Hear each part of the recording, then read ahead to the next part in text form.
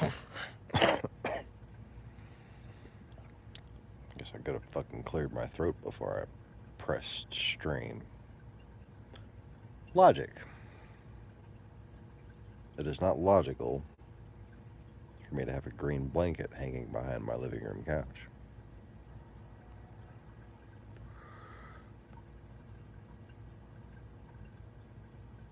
It's not exactly aesthetic either.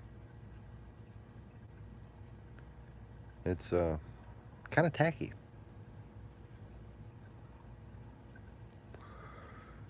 But that's just one of the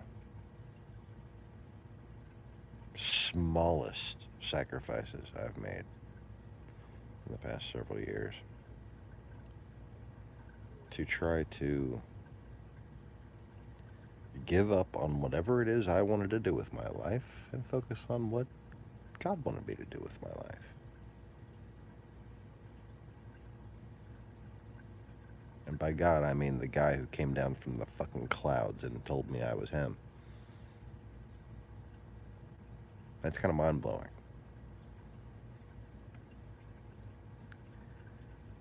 Before that, I thought it would be an arrogant delusion to consider myself the reincarnation of John the Baptist, having not realized that John the Baptist was in fact the real Christ.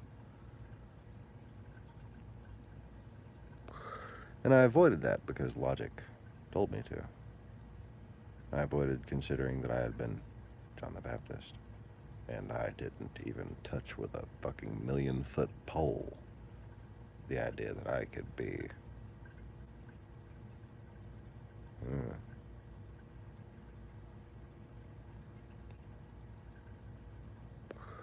But now, get the usual thing out of the way because I'm thinking I'm going to have a new viewer with this video.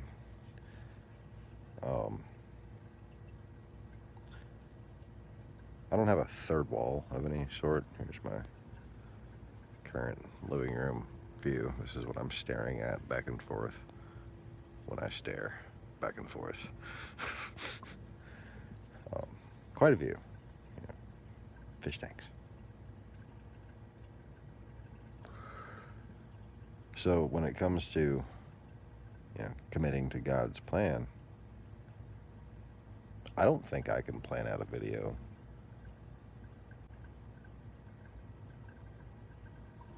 like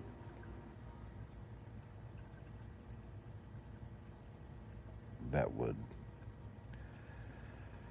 demonstrate as forthrightly and forcefully this idea of committing to what God wants you to do instead of what you and your own desires and your talents and your ambitions, that kind of thing. What you would, what I would want to do with my life as a human being. This is not it.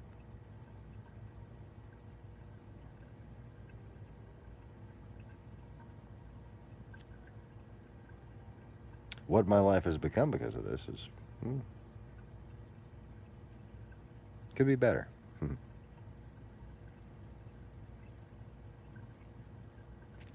wondering how long I can speak before my falling apart root canals from 15 years ago start to act up on me. But, like, I go through these videos and just now, for instance, instead of trying to remember what it was I wanted to say, like, God, what was it that you, the almighty version that I am just a fragment of, what is it that you wanted me to say? And that is a continuation of my experience. And my experience, as I've observed, is that I have been able to investigate false Christs, preachers, prophets, but actual people who say that they're Jesus. First of all, to continue an unfinished point from the last video, Jesus means I am in Gaelic. Christ was rejected by the Jews because he was a Galilean. It's a Gaelic people. Jesus means I am in Gaelic.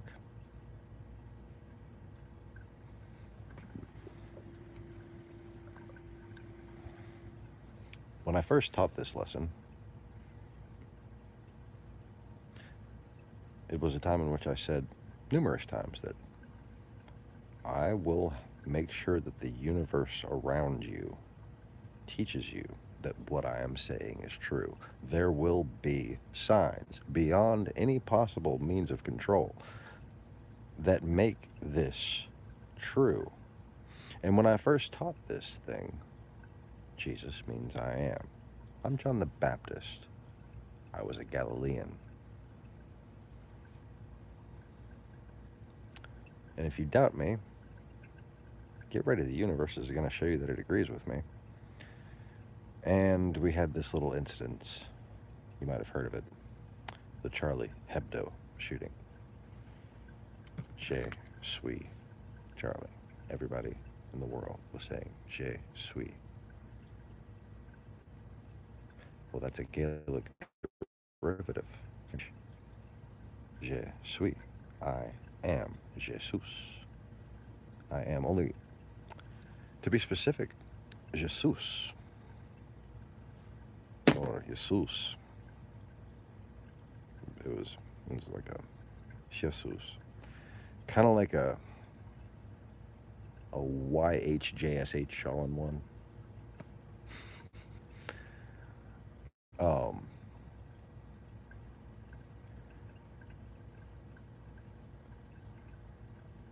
That, you know, that I part, that's easily translatable to J, you know, I. But the Seuss, it doesn't just mean like am as, you know, like a conjunctive pronoun, you know, I am, or conjunctive verb or whatever. I am a fucking box of chocolates or whatever. I am a retard on a bench. Well, I am a retard on a bench, obviously. But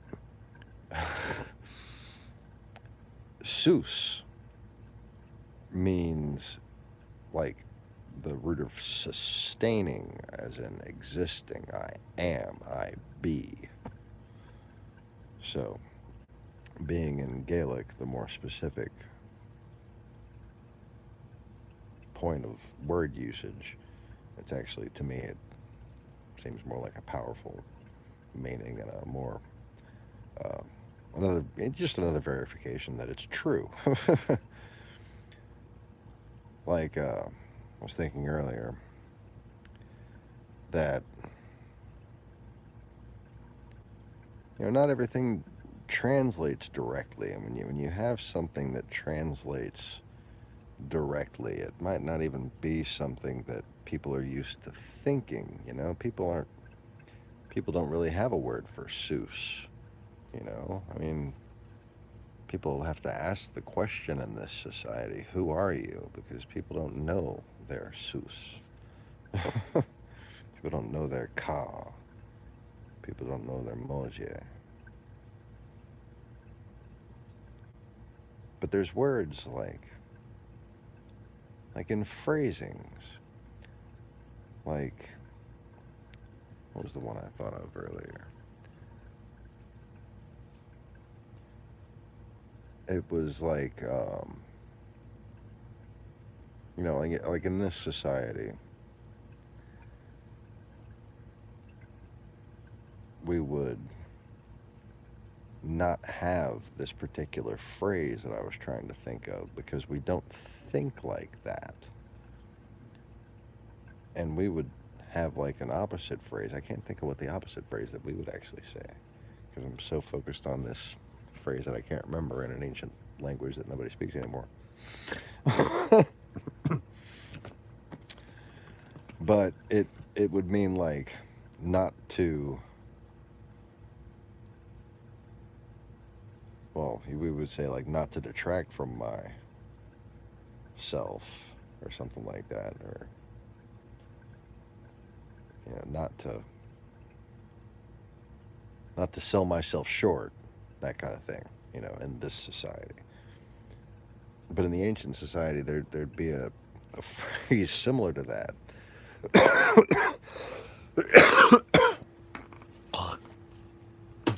But that would mean the opposite thing.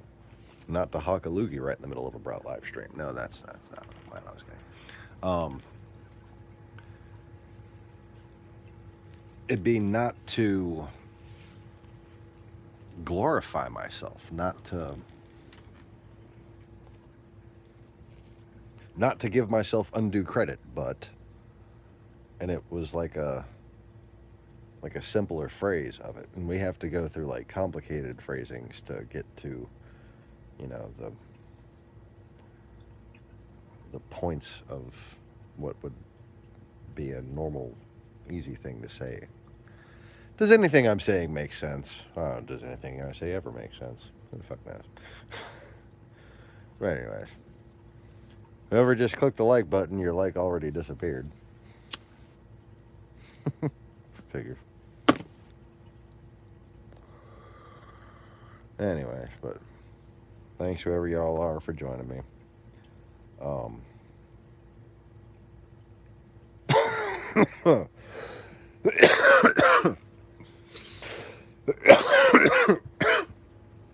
Jeez.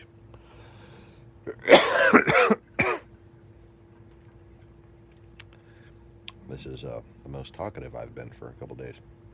Since the last live stream. Most of the day. I guess I really should have fucking cleared my throat a little more before I started. I am talking in kind of a low tone. But anyway, yeah, let me try to raise my tone so I sound like a normal person and not just like a grumbling old blah, blah, blah.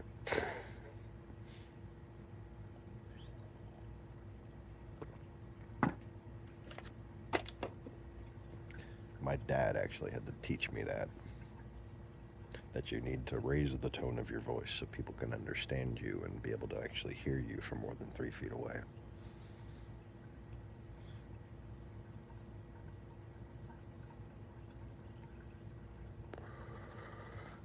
I used to have fun in college choir, though. There'd be like the occasional low F or G. None of the other basses could hit.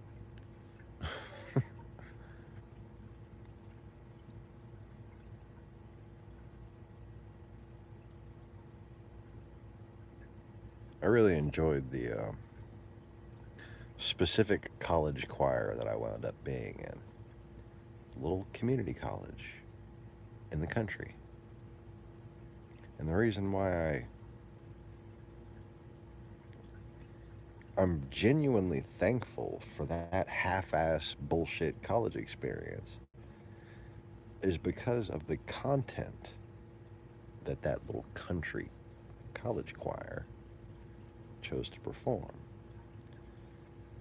And it was a lot of like old German and Latin and Italian and French. Gospel.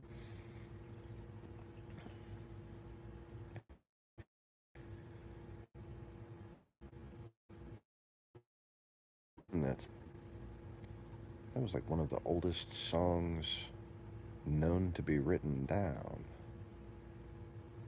I'm not sure if I can remember it off the top of my head. But how cool is that to like learn one of the oldest choral songs? Like there was Gregorian chant and then there was this song, like I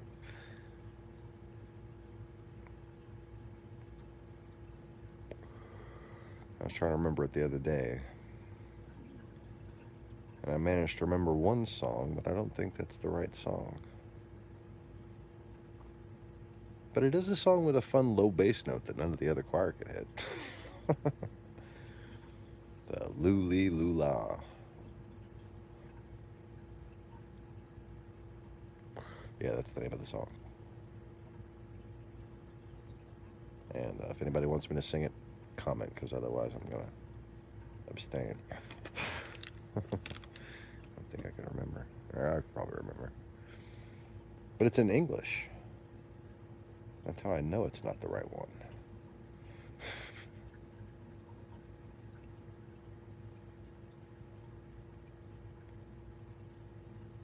Damn it.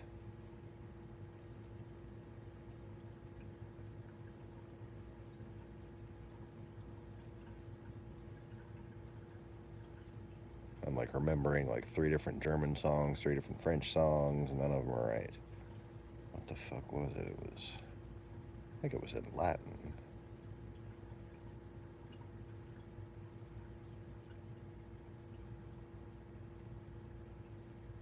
I can remember the page it was on. I can remember the Xerox copy quality. I can remember the paragraph blocking. I just can't remember the fucking song.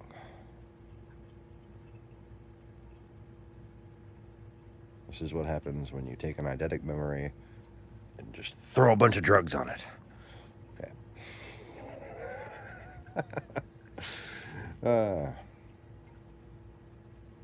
a lot of alcohol. And if you go back far enough, like, I don't even know. I don't even know.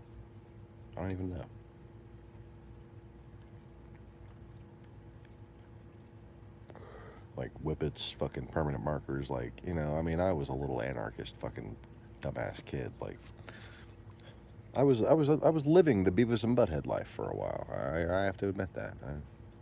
When I was like 10, I had no parental supervision, and I was just hanging out with skinheads, planning burglaries and shit. Talk about a fall from grace, you know? I was a thief. That was my first profession in this life. I had spent many years in childhood taking G.I. Joe way too seriously. And we had like real guns, and we had like 50 acres of land out in the middle of Texas. And we had this great little pond with like a high embankment of dirt behind it that we'd set up as like our own private shooting range. And we'd occasionally take like if an appliance broke, we'd float it in the pond so we could destroy it. Good times. I wonder how much shit is sunk at the bottom of the middle of that fucking pond. But by the time my parents got divorced, and I just, you know, my dad ran off with a blonde woman, my mom ran off to a bar. I'm just like 10 years old, hormones raging. What the fuck? I hate my life. I hate everything.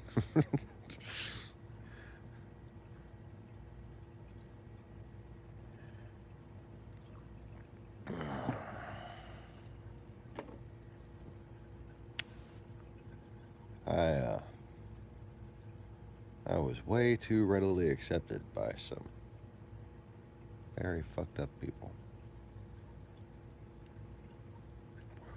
Very fucked up people.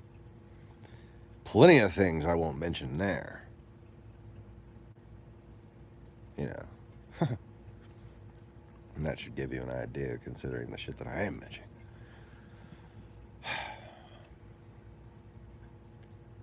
But let's just say me and the younger group of hoodlums that I would hang out with most of the time, we'd steal anything that wasn't bolted down. And, you know, if it was bolted down, better be some good fucking bolts.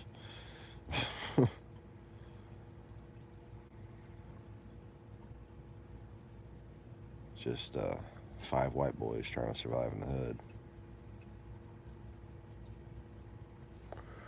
Dingo. Dingo. Cut it out. Up to you two.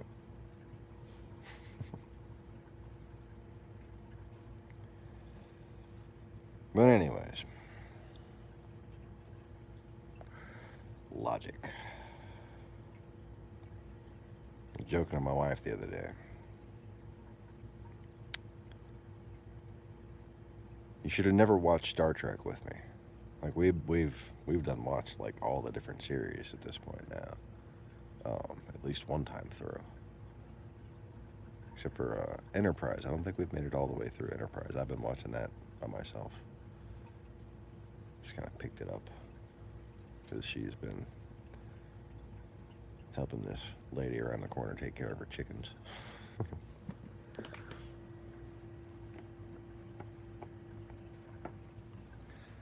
I told her she should never started watching Star Trek with me because now I don't have to hold back my Vulcan logic.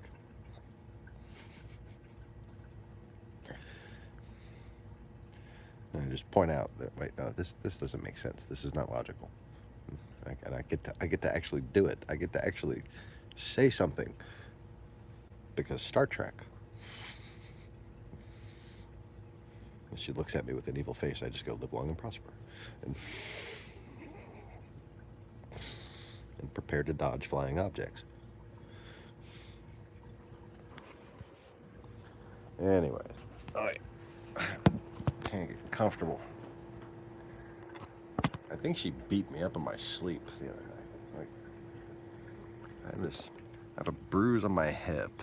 It's like that was like hurting my ability to walk after several days of having my back thrown out and like not even being able to sit. And then my hip, okay. But it happened while I was asleep, and then I started noticing, this toothache I'm having seems to be centered around a bruise down here. Did I just get pummeled in my sleep?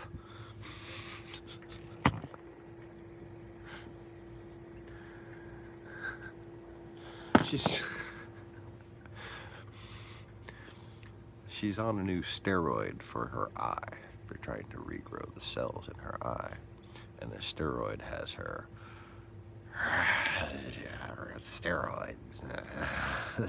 steroiding, roid raging.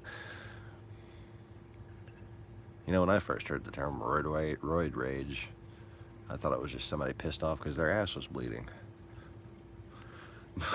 But anyway, my wife, she's been a little bit on edge.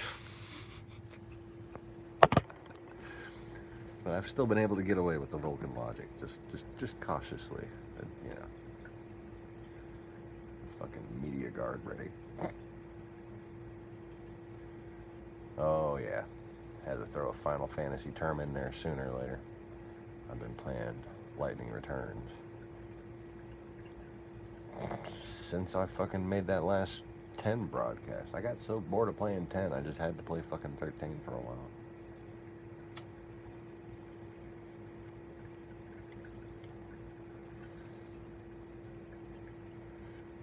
But anyways, hold on. I'm relaxing for a second. My fucking shoulder's starting to hurt. You'll get to look at my big fat head in just a second. Okay.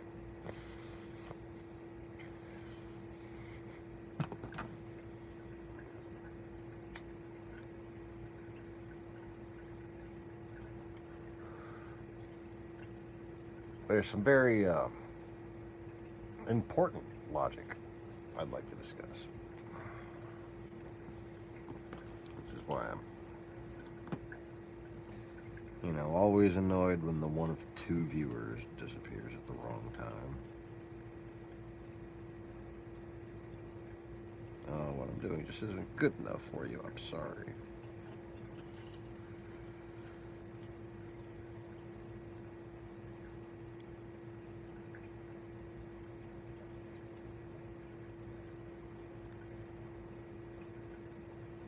I'm thinking about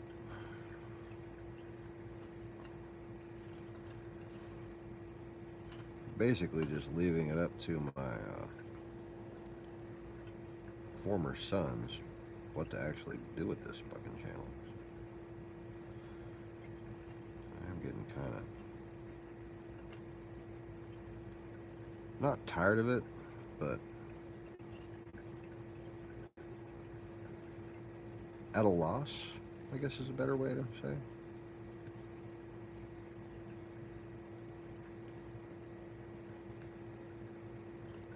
So, at this point,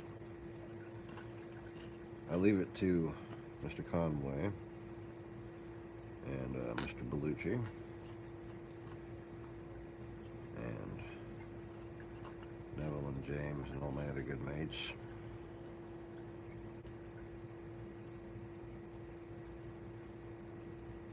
Tell me what the hell you want me to talk about, so I don't sound like a broken record doing random shit, because otherwise I'm going to basically be doing videos on impulse only,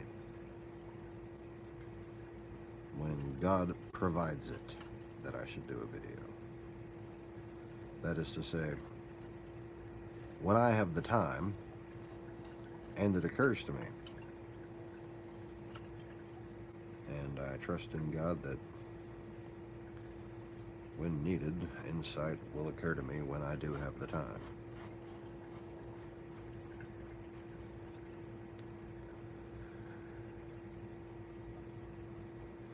Apparently the second viewer didn't have time for that.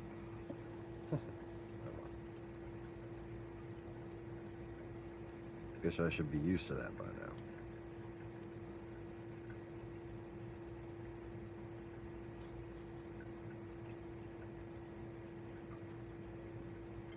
I guess I should be used to the urge to, you know, I should be used to suppressing the urge to drive to a certain corporate headquarters and just start fucking stabbing people. I should be used to that.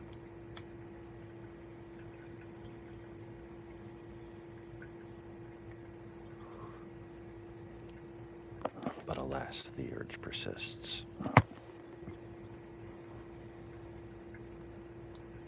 Oh, but I am a logical being, so I can't do stupid things like that. I can be at peaceful terms with the urge to not be peaceful, because I'm a master of contradiction.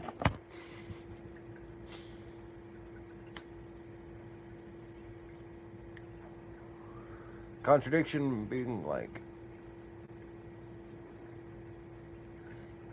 for instance,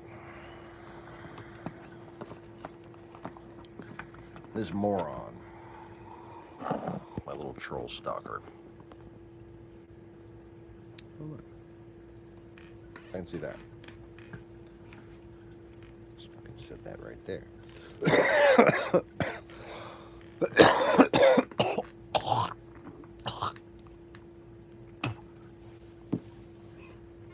I'm really tired of the moist, moldy house. I'd like to not be fucking broke as shit and be able to move sometime. Just one day. Need to get out of this dumbass house more. No. That would also require money. One day when the kids are grown. One day when the kids are grown.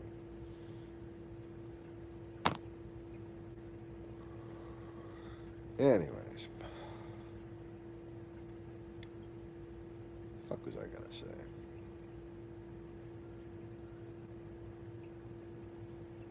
Now I'm nervous because the camera's pointed at me again. Like, oh. Like showing my whole lean back fucking body. Got proportions there. Making me look like I have giant elbows and little bitty shoulders. Anyway. Alright, no, I can't deal with that. Can't fucking deal with that. Okay. There. Just giant forehead. I don't know how to describe that. That's probably how I look in real life, if you're taller than me. I don't know many people are taller than me. It's the occasional fucking freak of nature. When somebody's taller than me, they're too tall. Like, this might actually get me back because it's a similar train of thought. It almost reminded me of what I was going to say earlier. But when I was 5'7", I wanted to be 6'3". I didn't want to be any taller.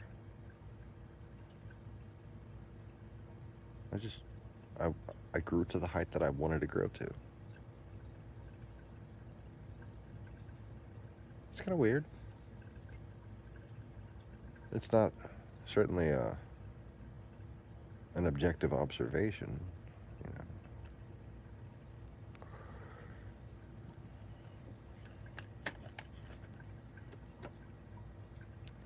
But it's, you know, it's one of them things that you can prove to yourself from a matter of your own experience, but only even to a point if you're truly logical about things. And just because you saw something doesn't mean you saw something. Just because you experienced something doesn't mean you experienced something. You could be mistaken in some way or another. I could have just made a really good fucking guess. I'm a pretty good guesser. I'm very good at observing large amounts of data.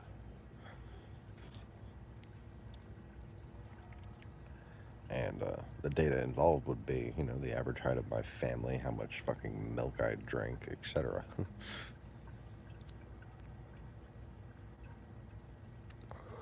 But I've got people who are 6'4" and 6'6" in my family. I've got people who are 5'2" in my family. There's a lot of different heights to choose from. Now, back to what I was saying, and yes, it did remind me. Faith manages.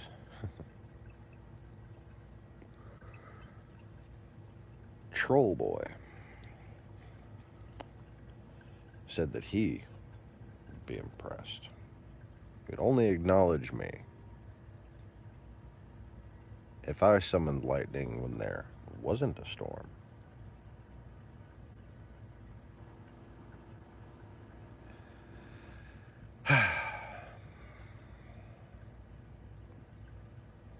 It's very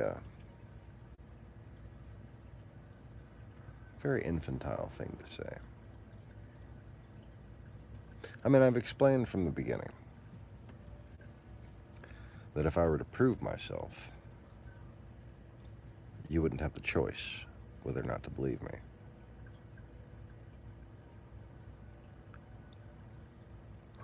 You see, in order to believe in me, you have to make judgments the way someone who had passed my tests would perceive things. If you don't pass my tests, you don't get to even see who I am.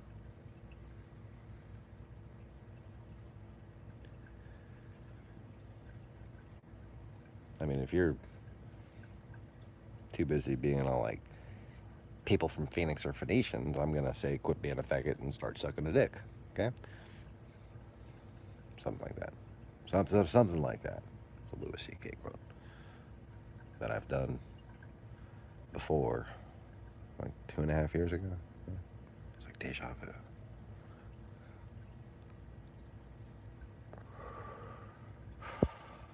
So yeah, I've more than made it clear that the difference between what I can do and what I will do is dependent entirely on your perception. Now, let me just explain frankly. Can I shoot a bolt of lightning from my hands into the sky? No.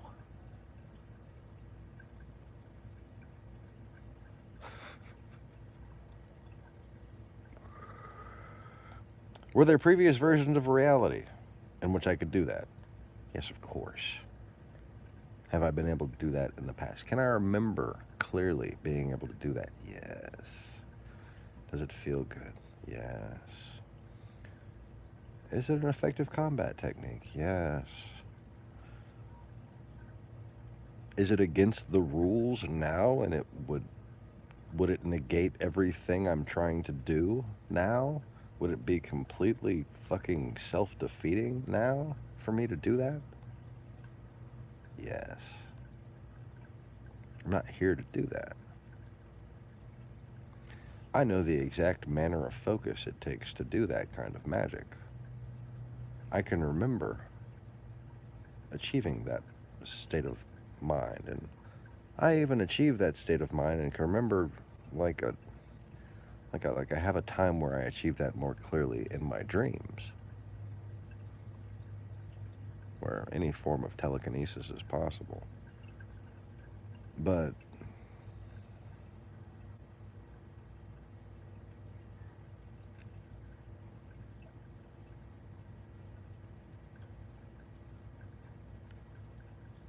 the entire point of what's going on right now is free will. I'm not capable of doing anything that can sacrifice free will, because that's the opposite of the point that I'm trying to make.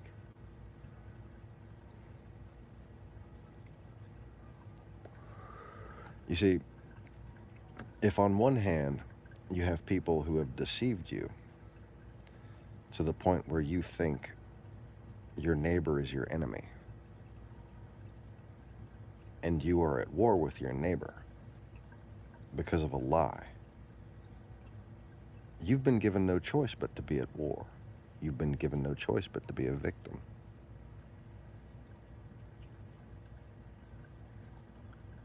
I'm here to give you back that choice, not to give you no choice but to choose something else. Does that make sense? So,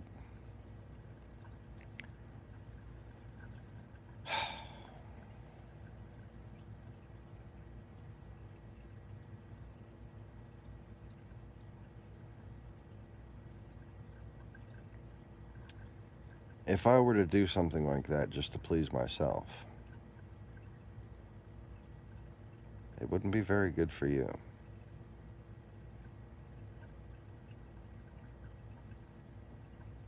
Because if I went to that point,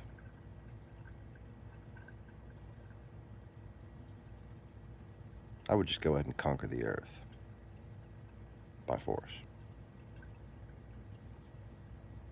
Because there's no point in tolerating any of the destroyers any longer.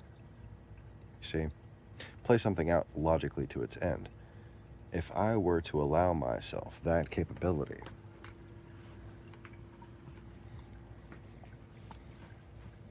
it wouldn't just be a matter of the world having to know, here's the man who can do these things. No, I'd make sure you repented. You see?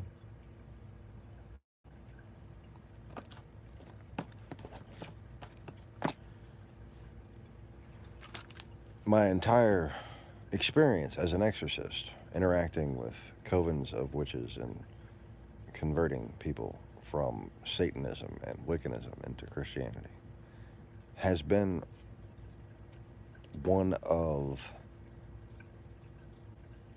power limited only by purpose.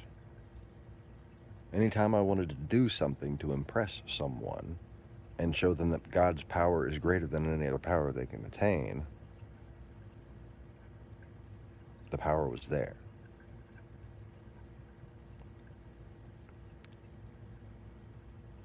So, to sit here and pretend like I have some sort of a magic genie and I can just do whatever I want is a complete misconception of how I think and do things. Now, when I show you something, I show you something on the level of meaning, on the level of coincidence, on the level in which the universe communicates, that is,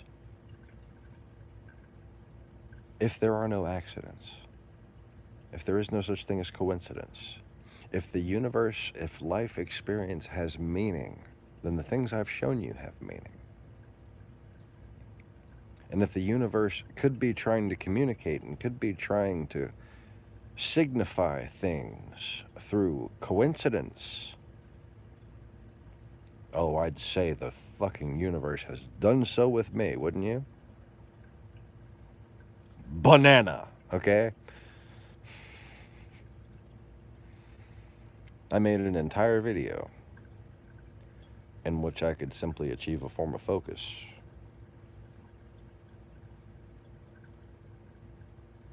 and say any word.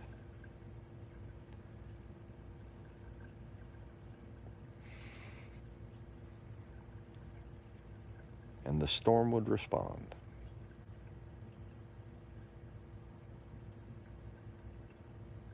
And now I move storms around, I stop tornadoes in their path, I do lots of things, and I tell you what I'm doing, but you have to be able to see the order of unlikely coincidences to be able to understand that, yes, I'm doing these things. But then there's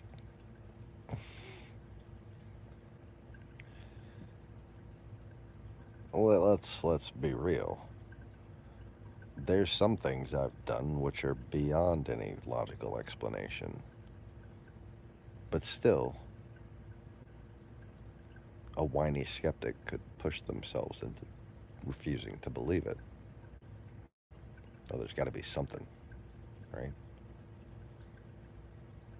Fucking lightning struck my house and I kept a live stream going on a computer.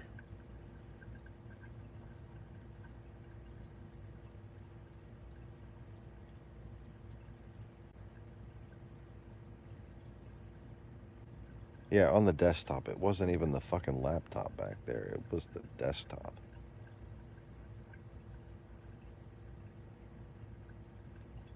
If I had the TV behind me, it was the laptop. That laptop doesn't even have a battery. Laptop battery died a long time ago. It was just plugged in with no battery. But there should have been no internet service, at the very least. There was no power. But the computer stayed the fuck on, and the live stream kept going. Just because I was in what I call a high energy state. When I get into a high energy state, it's a lot easier for me to achieve that, well, not the full level of focus, but to get closer to the level of focus where it's hard for me to hold back my deity.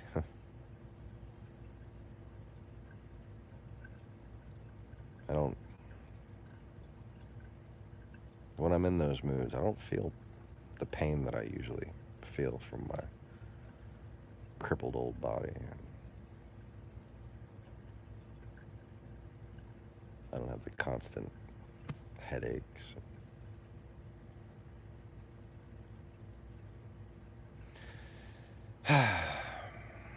But it's only a matter of purpose.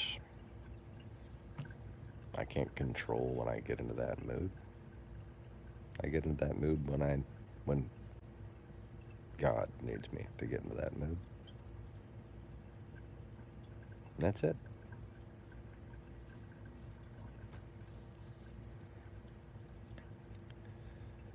But if the fact that everything I'm speaking is according to Scripture isn't enough for you, by that I mean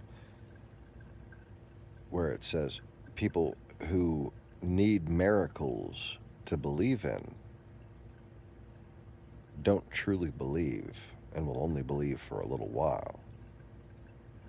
That's just a lesson that I'm expanding upon right now. So if for a second you thought that I'm somehow like making some kind of bullshitty excuse. No, I'm actually explaining a verse in the Bible right now. Why it means and why you're an ignorant fool for thinking that you had a better idea. If you disagree.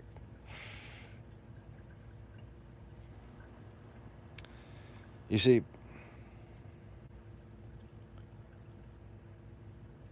what would you have accomplished if I had to prove myself to you? This isn't about me. My fate is guaranteed. I know where I've been. I know where I'm going.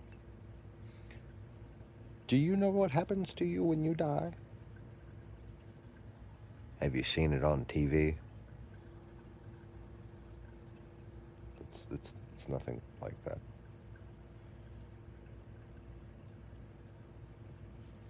I mean, there's been a couple of good examples, but what most people think of when they get asked that, they think about like the light at the end of the tunnel and shit like that.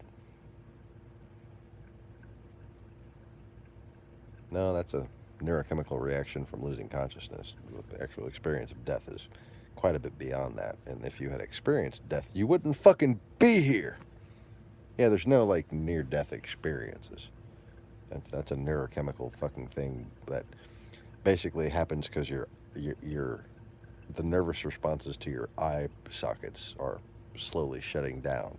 It's kind of like when a cathode ray tube computer from back in the day would go off and there'd be that little light left over. Yeah. But there's also the fact that um, the dream state takes over at that point. And what you have is basically similar to LSD-induced hallucinations by the... Oh, it's a light at the end of the tunnel. No. There's no tunnel. No light. There's a river. Those people got that right. Whether or not your family is going to be waiting on the other side for you, just for you.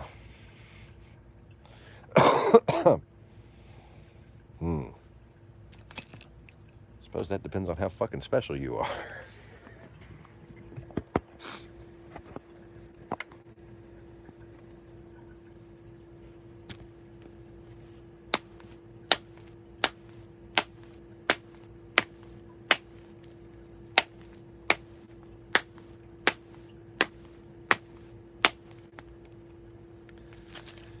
But anyways,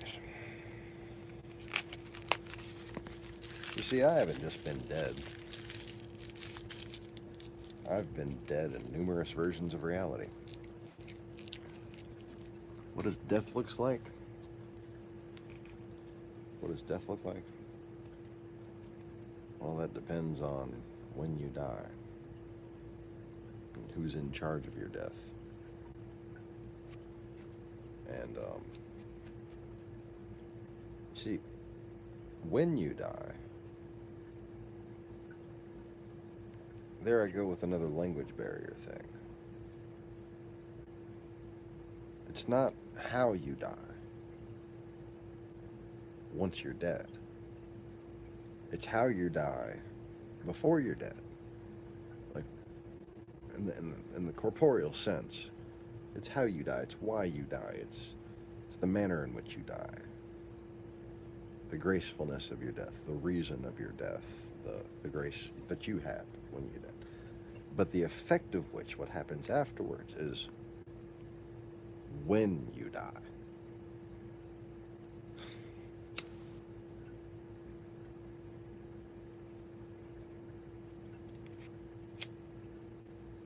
So depending on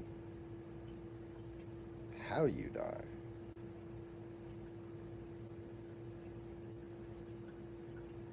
you meet the underworld in a different time.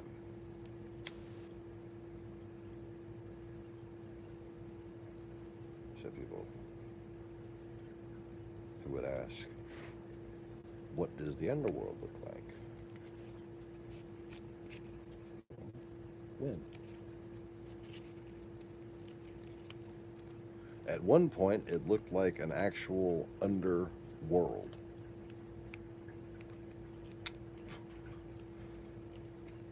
Like Journey to the Center of the Earth ish. But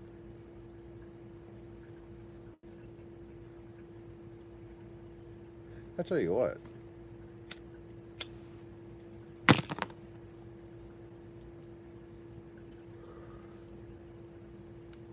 um, the remnants of Valhalla viewed from the the the final castle that you're going through in Lightning Returns.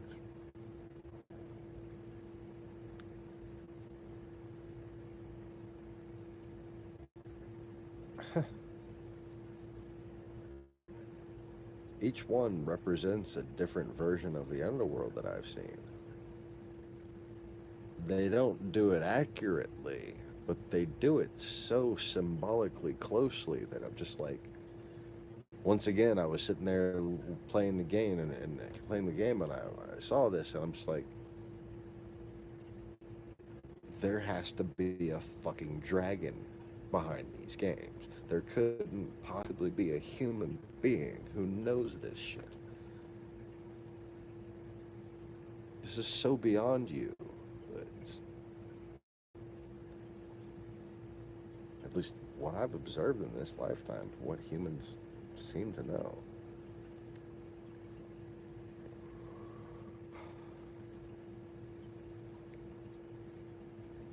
So I already mentioned that they have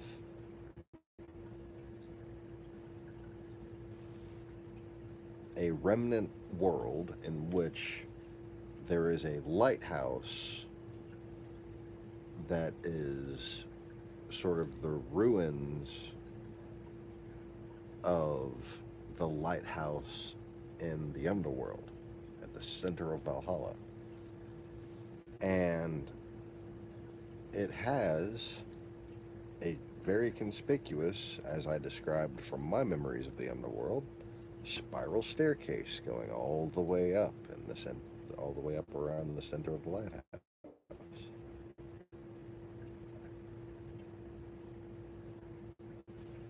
Now, what's interesting in the game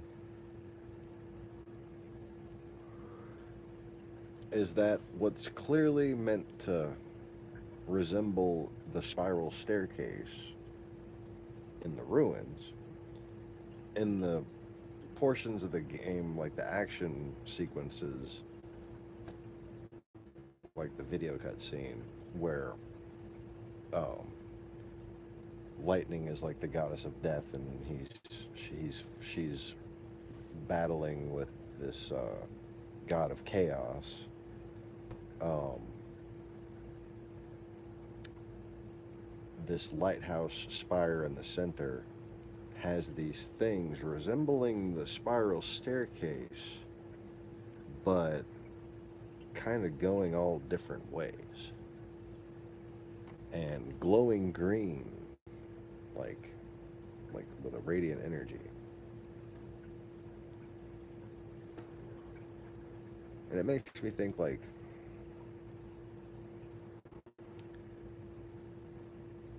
they really know. And okay, this is a really complicated thing. All right, so the lighthouse serves the purpose of transferring souls from the underworld back into the real world. That's something I've known since I came here. Since I was there, you know? I mean, I was fucking there.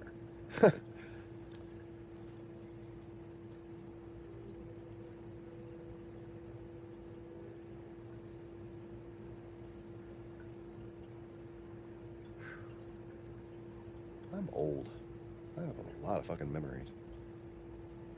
Wow. Anyway,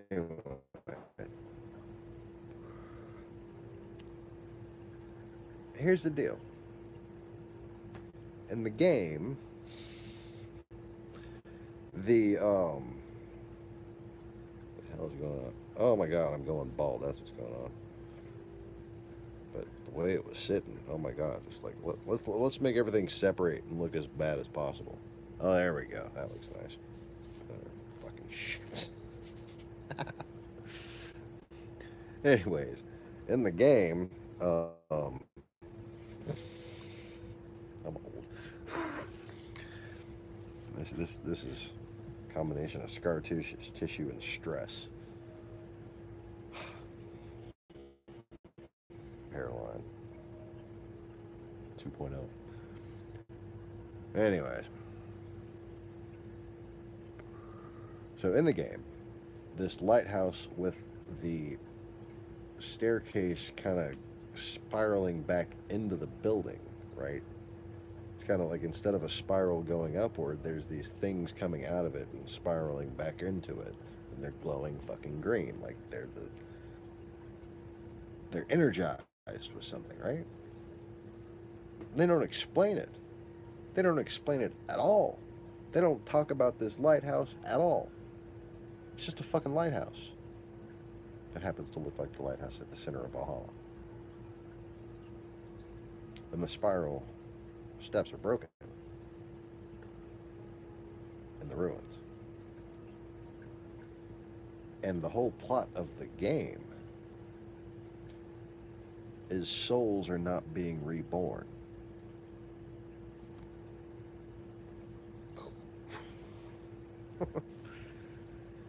The whole fucking premise of this final game is Lightning returns to collect souls so that they can be reborn in a new world that this fake god is going to create. The more I analyze it, the more I think this is actually a proper musing on the goddess, where she is meant to turn against a false god who has taken over posing as a real god in order to create a new world herself.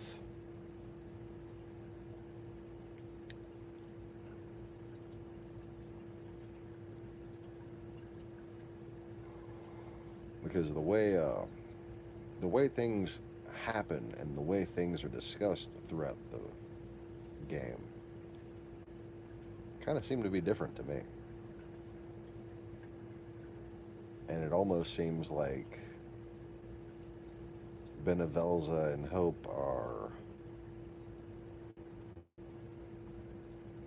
like a creation of Lightning. It's like a manifestation, sort of making things happen so that she can become the goddess of the new world, so that there can be a new world. But anyways, the uncanny coincidence there, that what just blows my fucking mind, is that the lighthouse where souls aren't being reborn, it causes a fucking explosion. It causes the world to end. Okay? The lighthouse, instead of stairs going up, has these energized, as if, you know, from being filled with souls and not being able to transfer the energy, glowing green with envy. The dead do envy the living. You would think it'd be the other way around. But then again, if you think that, you probably want me to prove myself.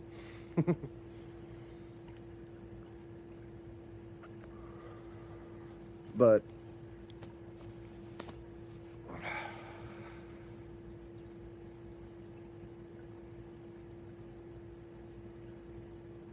how do they know about the lighthouse? Like, I wasn't supposed to return until basically nobody remembered that.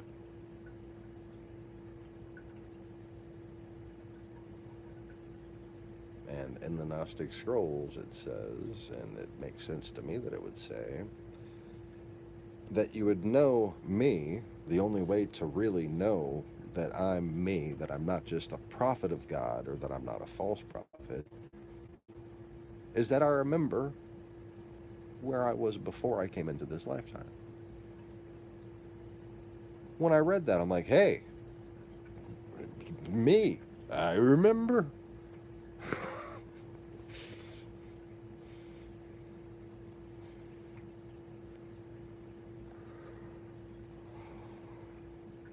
You know, that was in 2011 after,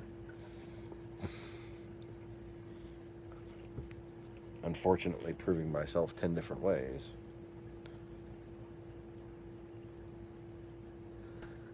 We wanted to read the Gnostic text just to see how much of an indication that the current form of religion, has basically taken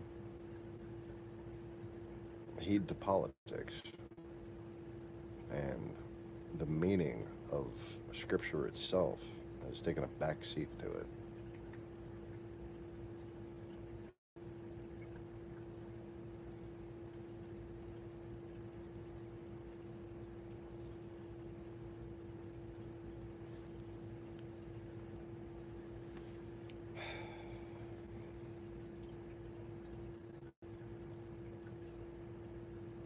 You see, there was a time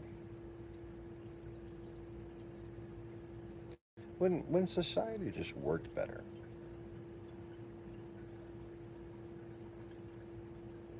And people who think that God wants to come back and end everybody's free will and make everything perfect, they don't understand the blessings that they have. They don't understand that really most of the problems that come from this life experience are the fault of people not taking the initiative to fix things. It's mostly to do with complacency. It's mostly to do with just apathy. People don't care enough to make this world a better place. The people who can. And as time goes by, there's become a system set up to sort of make that the case. And that's where the future starts to turn really dark.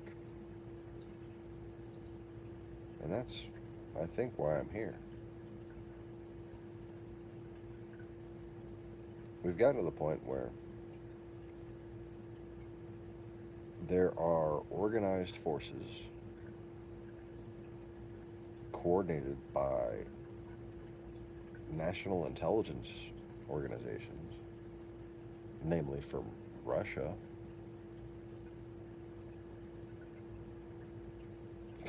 but not just from Russia,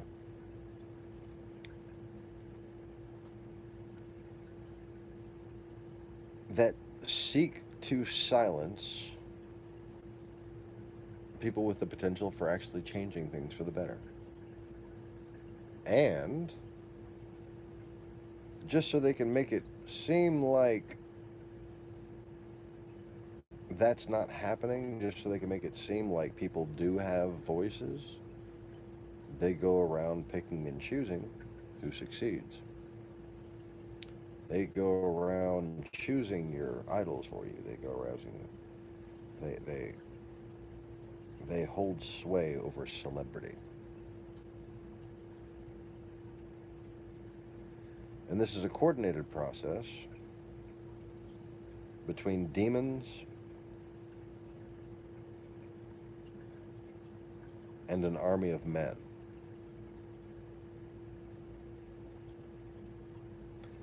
Now, the first human instinct would be to reject that concept out of fear.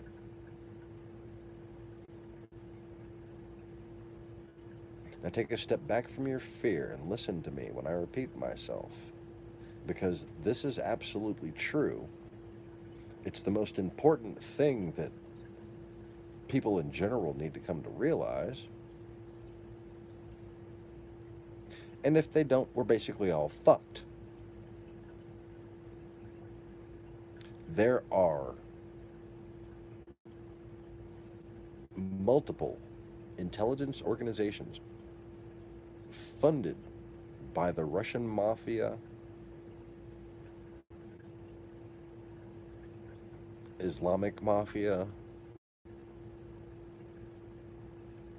and the tax dollars of several nations that work completely in hand with the invisible army of Satan.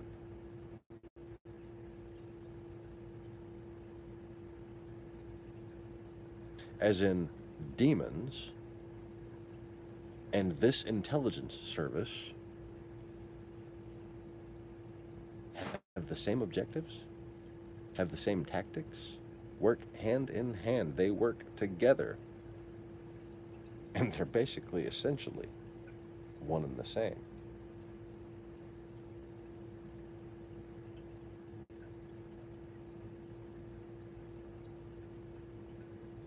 It's a pretty lofty claim, isn't it? It's a pretty big spoonful to swallow. But it's fucking true. And it's really scary. And I can understand perfectly why you would want to reach for rationale to deny it. But you need to understand what it means about how trivial all of your concerns have been up until the point where you realize this. America is a nation under siege by the army of Satan, from within and without. And what you have to understand is that there is a country with money and military that is 100% committed to making sure Satan wins. But if you got a problem with me, you need to get your fucking head checked, because it's not screwed on straight.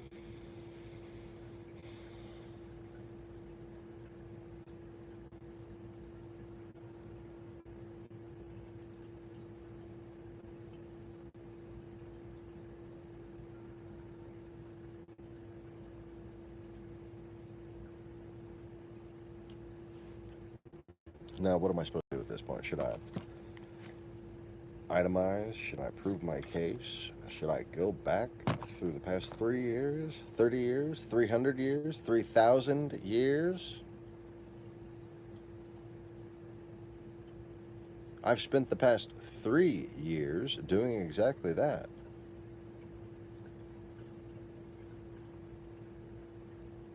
And consider the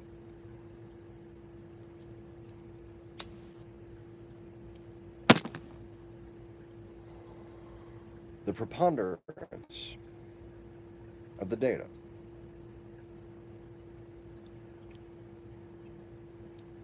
How these people want to keep us from being productive. They want to keep our religions from not being hypocritical. They want to help Satanists persecute. They want to help atheists sow doubt.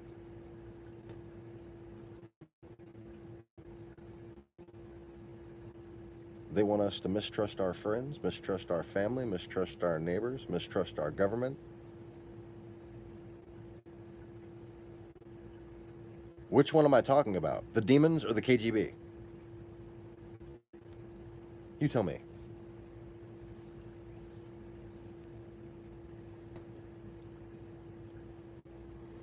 And if you're one of my Russian trolls and you think you have a soul, perhaps you might call yourself a Christian or maybe a Muslim because you think that is what's right.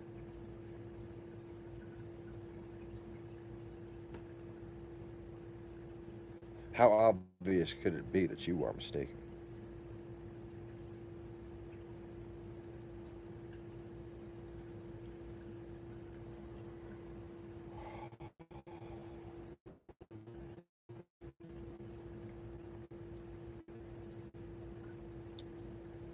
And if you are responding in your head right now with the voice of the accuser, that is, oh, but America did this and America did that, then you're not thinking rationally. And in fact, may I introduce you to the devil, because that's the voice you're hearing.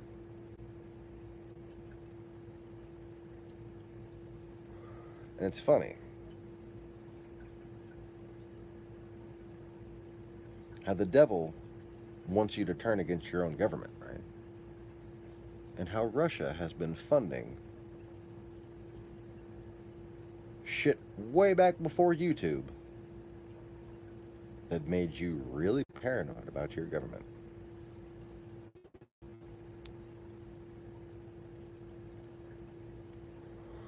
You know, they go and help the fucking KKK, all the while promoting Black Israel.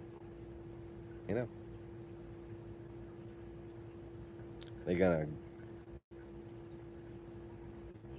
go be the backbone of the evangelical movement,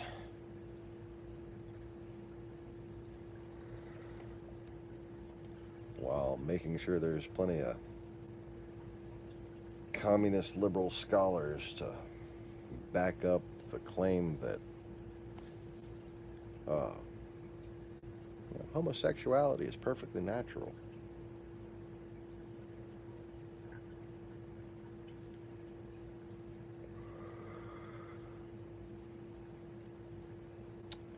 And in fact, it's so natural that we should have parades where gay people make straight people feel bad. Oh, yes.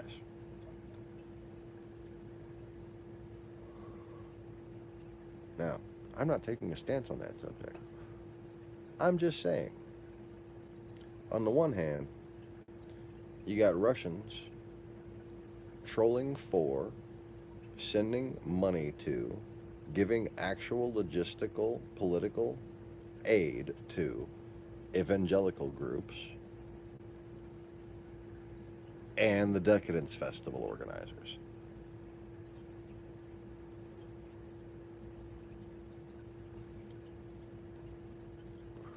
So on the one hand, they want to help out the God hates fags people.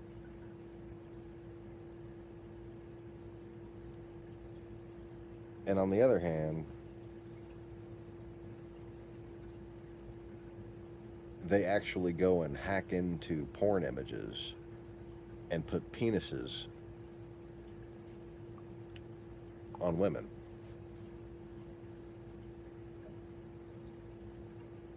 And if you haven't encountered this, you probably don't look at porn.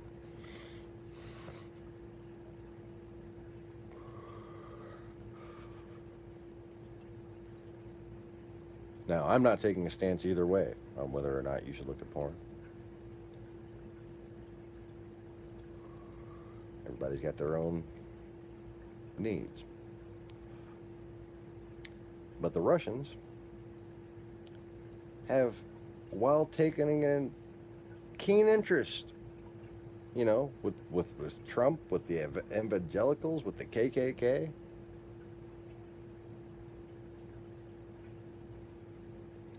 have also made it to where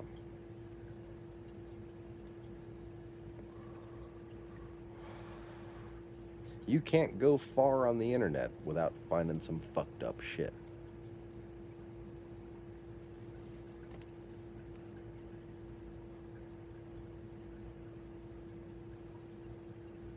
And I forget where exactly I saw this report. Was it Vice News or was it? It was like over 10 years ago. And I thought it was hilarious at the time. But now it's like, damn, that's pretty fucked up. Where they're actually going and hacking into images just to put penises on naked women.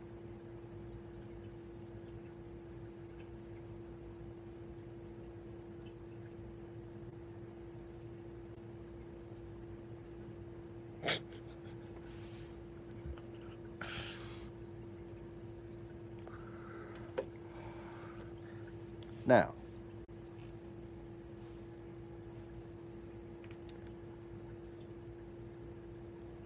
could you imagine the devil having a better plan? You know, on the one hand, unifying bigotry with Christianity,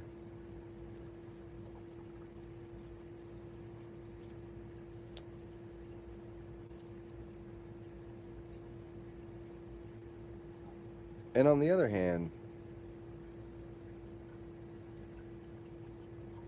drawing penises, photoshopping penises, and then there's the massive amounts of child porn, like sick, fucking, like what YouTube is fucked up. Okay, you might notice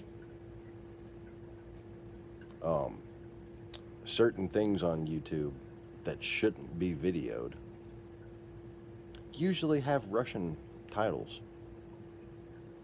Hmm. And what's funny is how those videos pop up as recommended, but mine don't.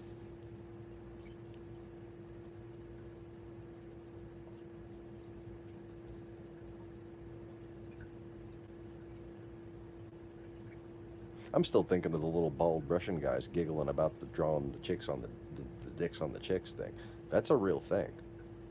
That's a real thing. There's actually people had this idea. Something motivated them to, and they wanted to find the prettiest girls. No, they wouldn't bother with like mediocre porn. No, they wanted to find all the really good shit and put a dick on it.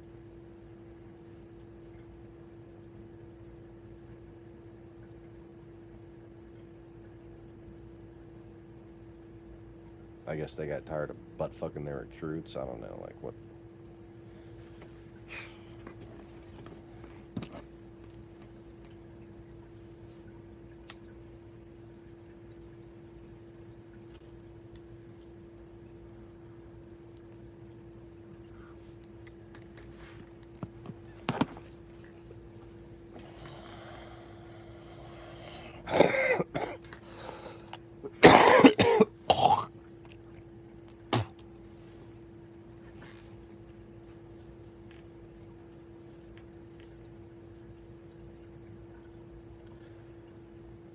But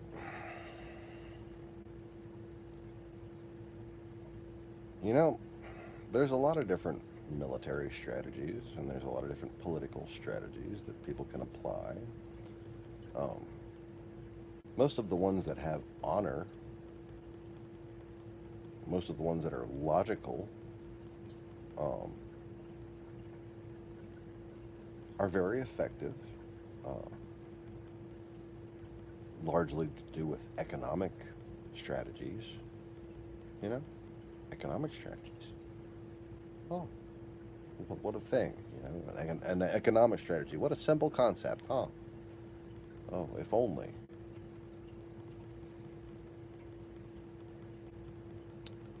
But for some reason,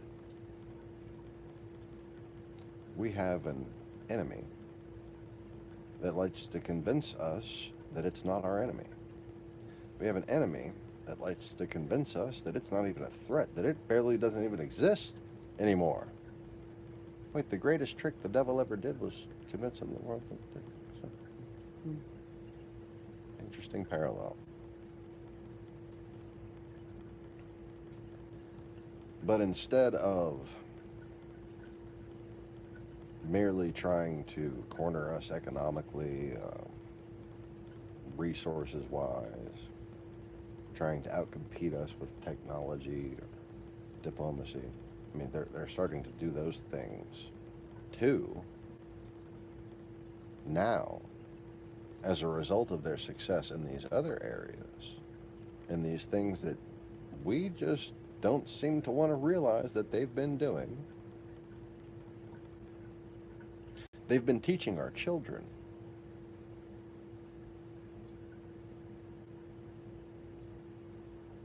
They've been sowing rebellion. They've been sowing enmity, animosity, inequity, complacency, lust, revenge.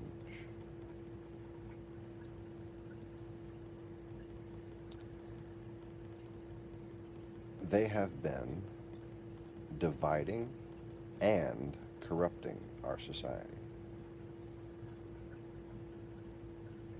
Why? Just for the strategic benefit?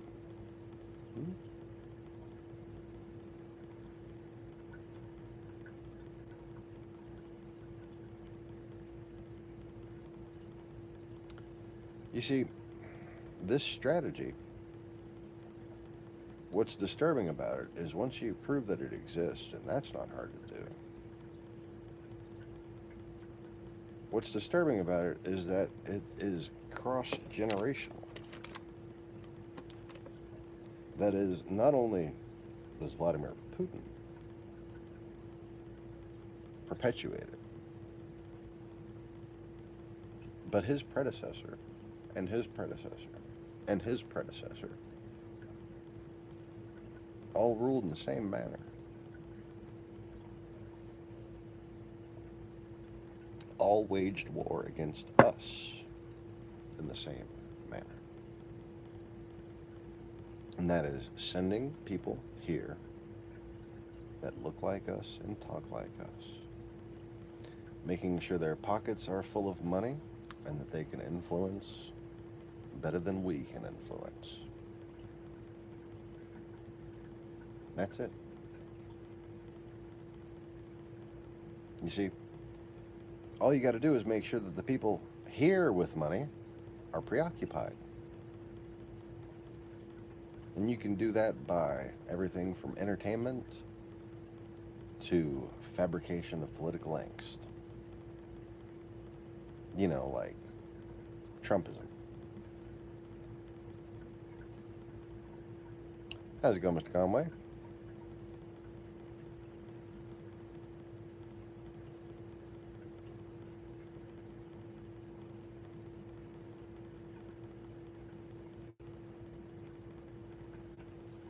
How long have I been broadcasting here? 83:58. You know what's interesting is after I ended my last broadcast, I go and pick up my phone, and there's another broadcast going. My phone had been wedged in the couch cushion the entire time. The only thing that it was probably picking up was my farts.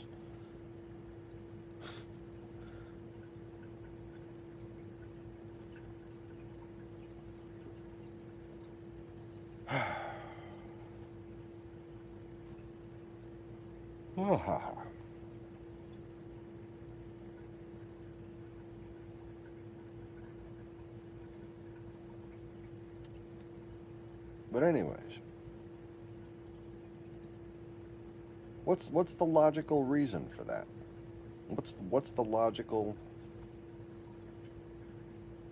inoculation against my interpretation of those facts? What is the logical reason why everything that a demon would want to do to the human race Russia is doing it to the world and is doing it to us. I mean, they're essentially terraforming the fucking planet to make it hotter. You know who likes it hotter? Allegedly, according to like demon, myth and stuff. Demons. Yeah, sorry, I said the word demon before I fucking meant to, but I'm not fucking perfect. Newsflash.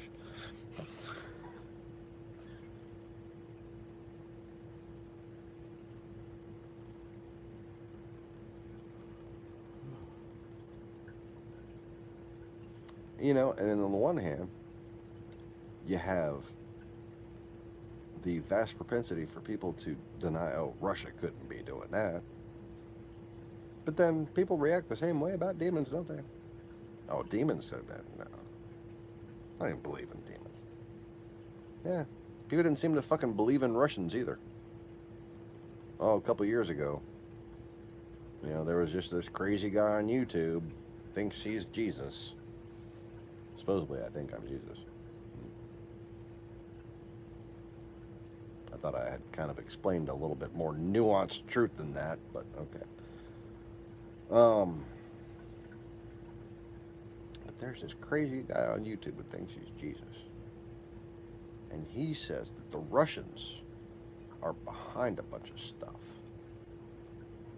You know, I spent my entire life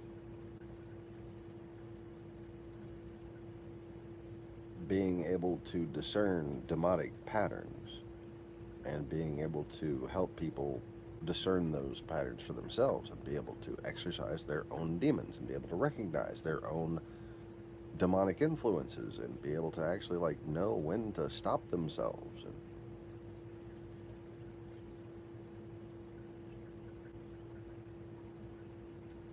after I woke up and I started analyzing of the presented truth on YouTube, on the internet, that was reaching out towards the watchman, the truth seeker, the conspiracy theorist, the historian, the theologist, targeting these kinds of people.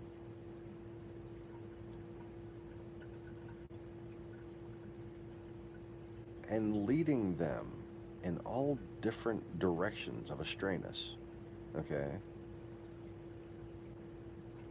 And it all, every last bit of it, I had a theory, and I tested the theory, and I proved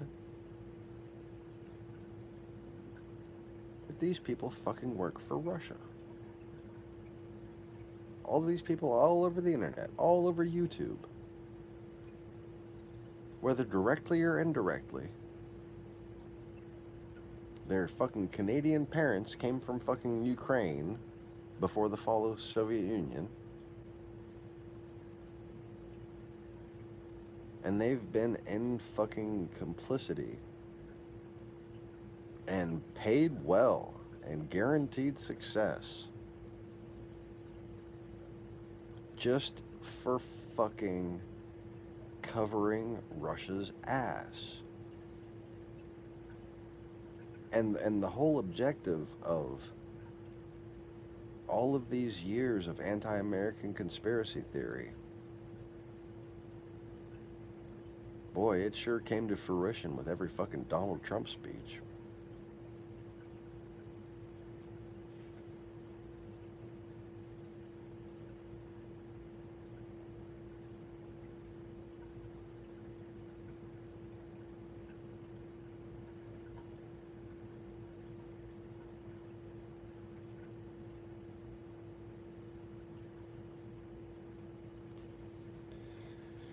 But, you know, more than any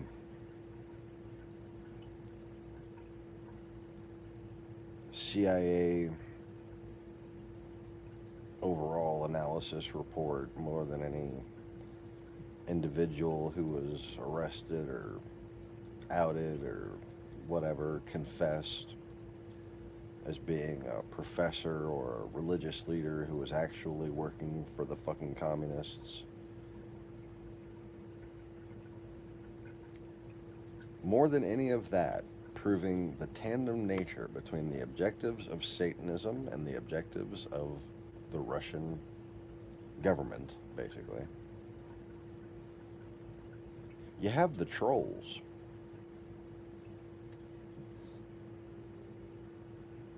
If you can't see how demonic these fucking Russian trolls are, you must not have a very clear understanding of the definition of the word demonic.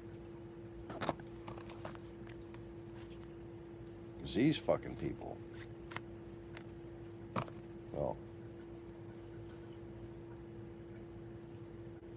I'm sure they'd giggle. I'm sure if there's one watching right now, he's giggling. Oh, he got demonic. Yeah, and that little fucking giggle, that's demonic too, you fucking moron. Just because you don't know shit about shit doesn't mean you're not full of it, son.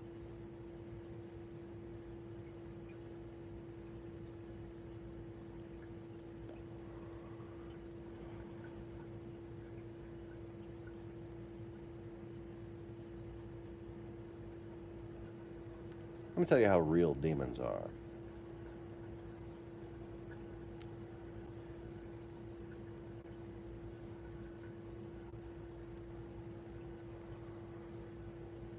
One time I was dating a girl, and we were like, in puppy love.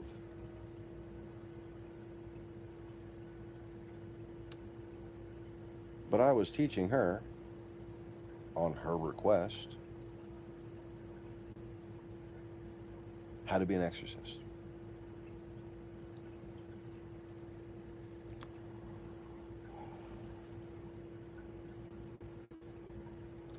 And one day, I'm forgetting the exact situation, but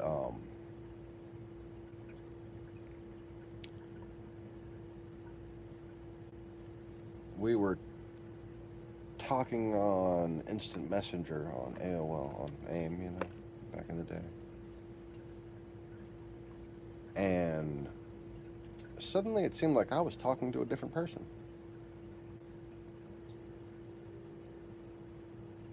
Something seemed familiar about this person, too.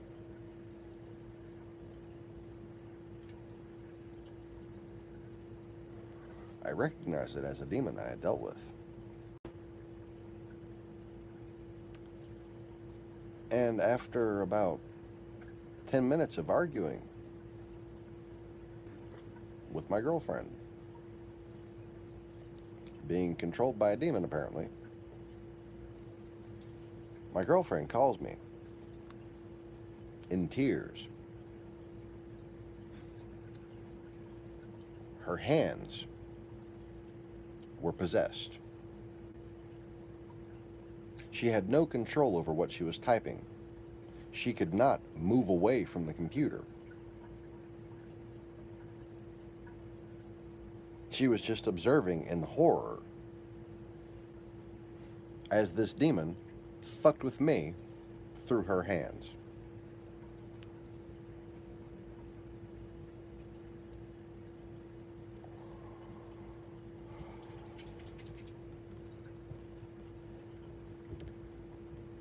And we sat there on the phone, scrolling through and trying to read back to like where she last spoke.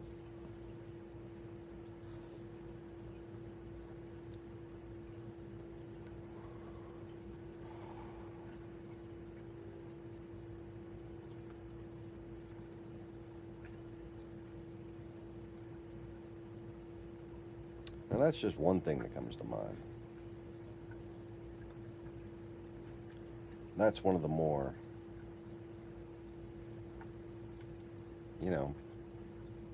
potent examples, I would think, of just how real demons actually are.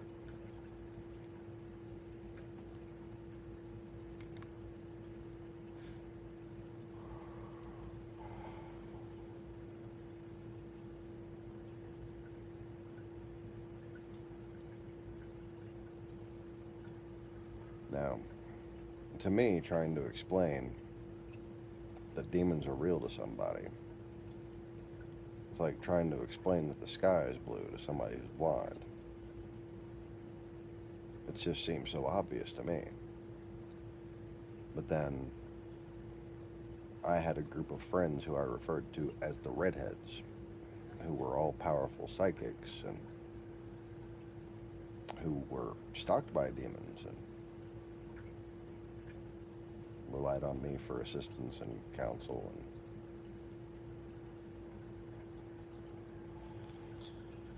And win some, lose some.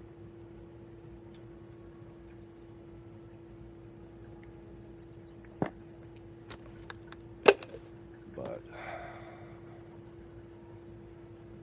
Lisa, Ashley, Jem, Nikki,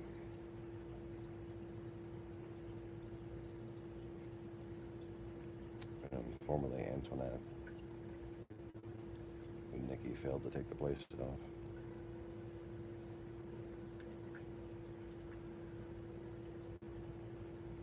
They were a lot like the little coven on the Craft movie.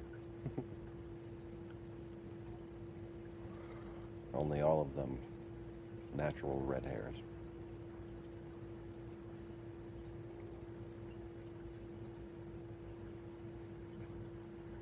And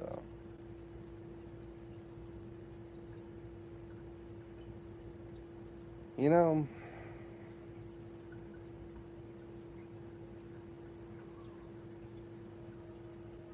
spending a lot of time with mundane humans can get kind of frustrating. It can get boring.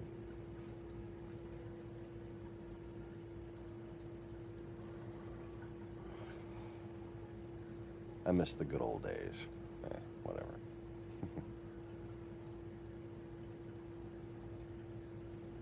But Antoinette, for instance, stalked and defeated by a demon named Micah, who followed her from Florida in a human body.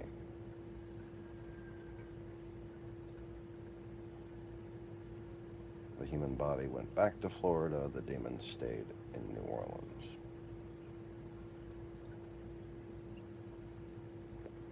The demon's name was Azargael.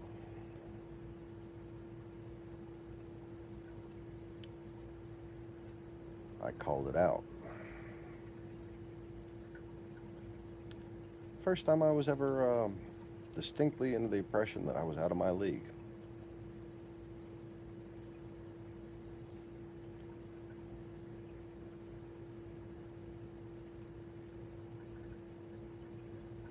It was in a little neighborhood called River Ridge, south of Metairie, kind of in between Metairie and New Orleans, right by the river. Right? New Orleans, Metairie, River Ridge. And Micah rode a motorcycle, like a Honda CB, street bike.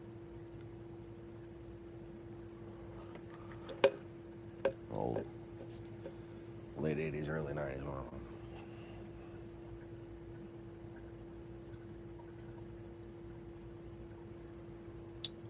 I never saw it, but I heard it when I called him out.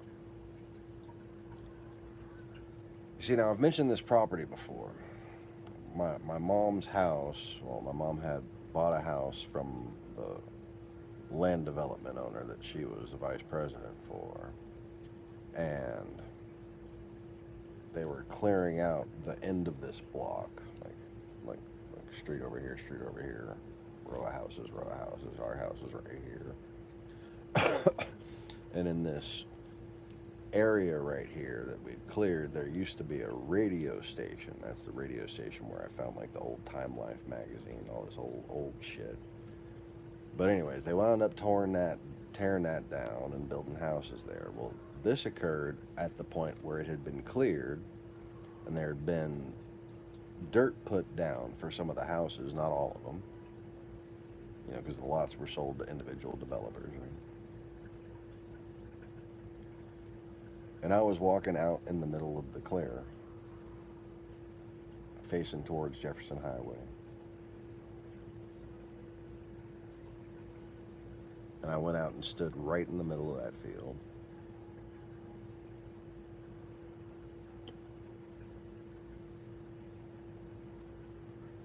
And I channeled him. You see, he had been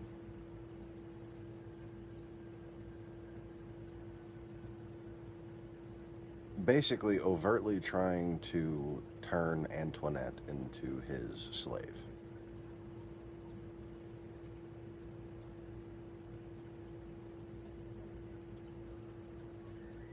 Like, turn her against God, turn her against me, against her friends.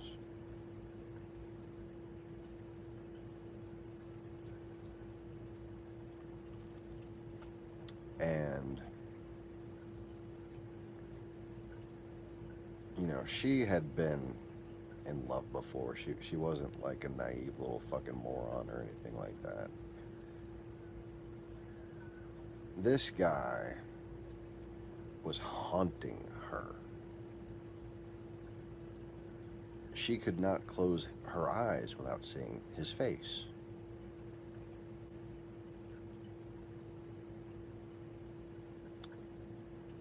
And Jem and Ashley could not banish him. And she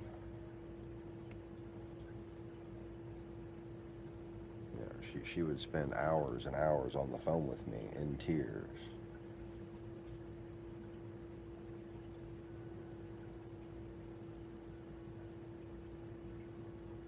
And she had just been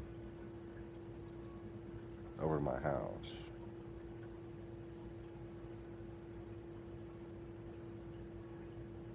And told me,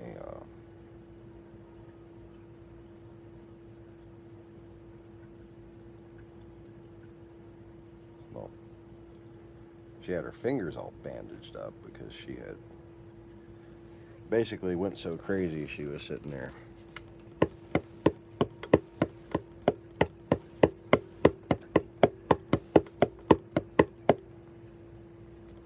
Yeah, I'm actually doing it.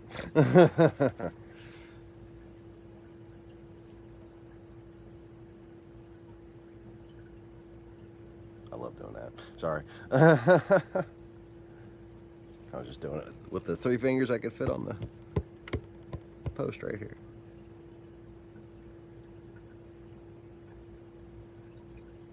But, basically I had had enough of how this was affecting her.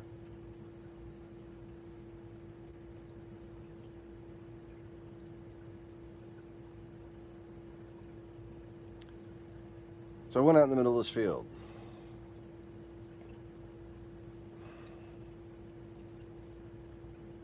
Called him out.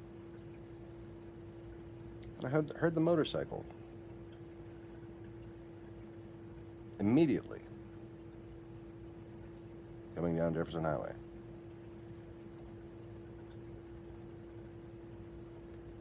And just as I turned to look to see if the motorcycle was coming, I felt a presence right fucking behind me.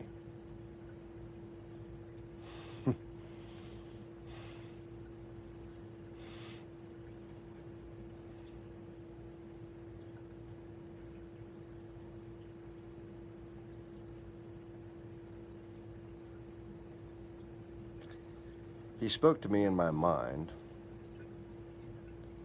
in what I think was every language that I used to speak in my past lives, all at the same time.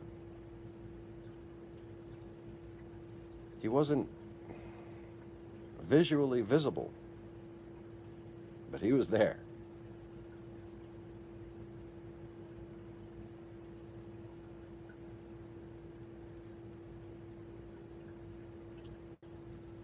Now, no one ever saw him again after that.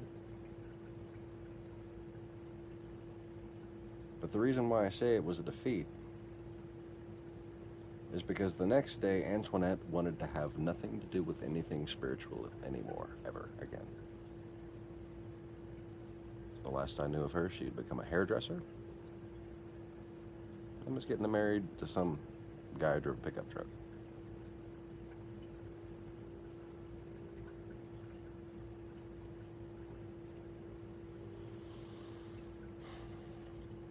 She had powerful potential as a witness for God.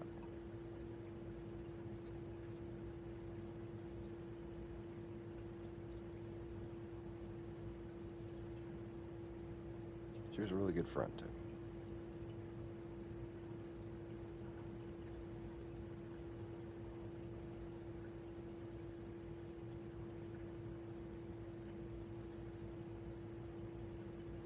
But from then on, I'd see her and, like, I could tell she still had that, yeah, I'm not into that stuff anymore. Like, just this kind of aversion. Didn't want to get involved. Just wanted to see movies and listen to music. Get a job, buy a car. The world got her. But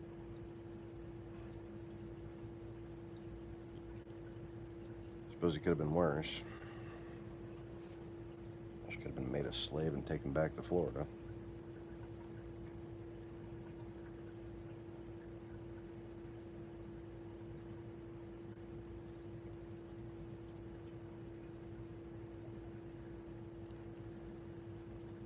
But anyways.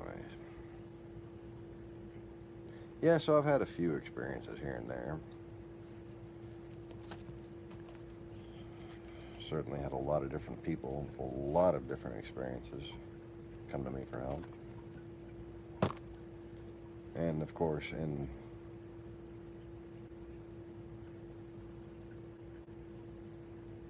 observing myself through these events, the one thing I did notice is that I have, or one thing that I failed to notice was the peculiarity of a particular ability I have. Okay.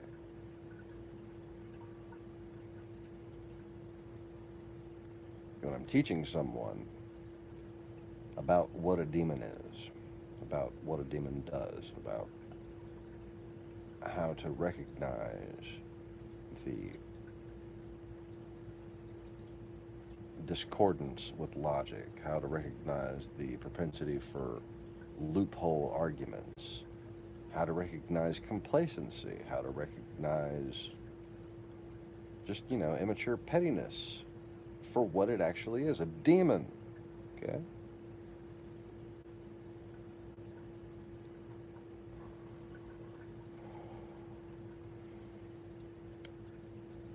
Invariably, as I teach someone about these things, these demons act up. Okay? And people wind up getting like uncontrollable feelings of irrational rage towards me, just in general. And they'll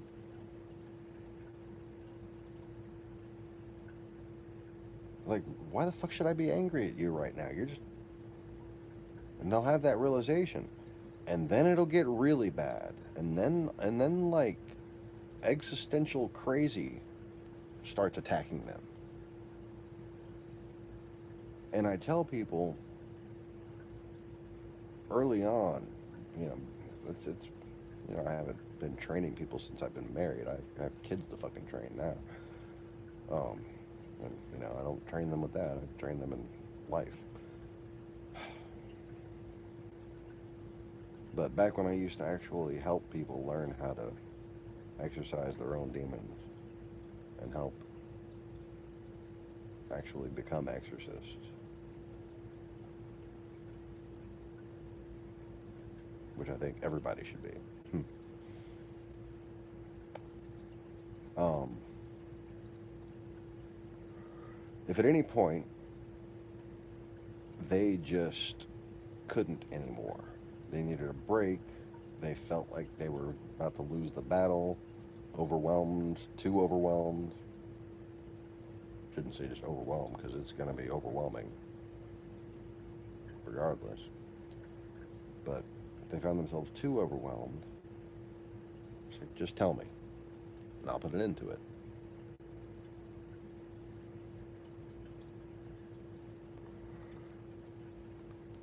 How could a mere human being do such a thing?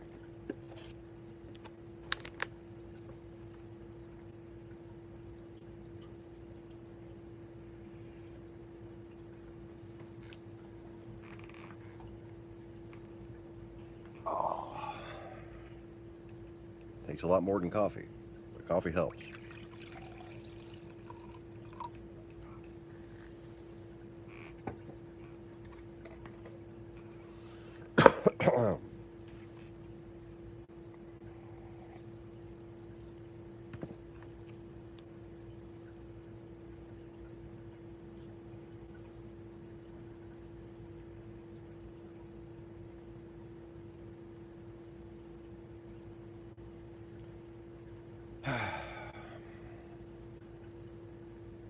You know, the difference between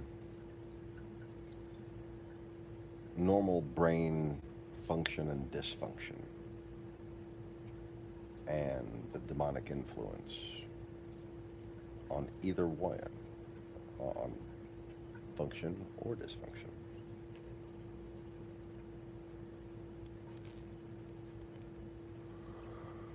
It's a lot like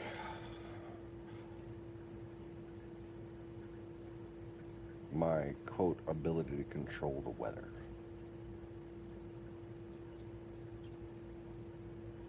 You know, for instance, if I make a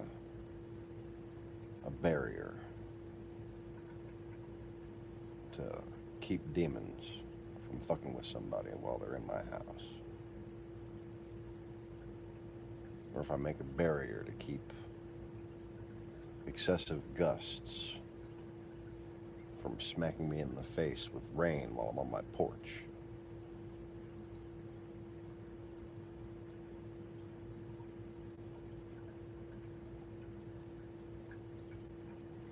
Kind of works the same way.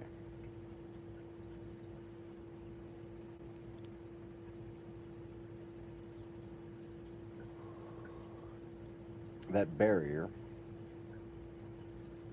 isn't going to stop natural processes.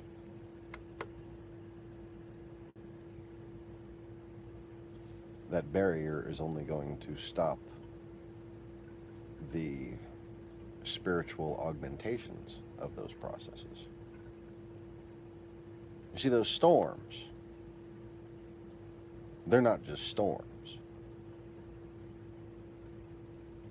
And the storm itself, I have little influence over. My barriers would have little influence over, for instance. But the spiritual aspects of those storms, the spiritual augmentations, the different angry things that take those opportunities to let out their rage, those are the things that I have influence over. Those are the things that I can affect directly.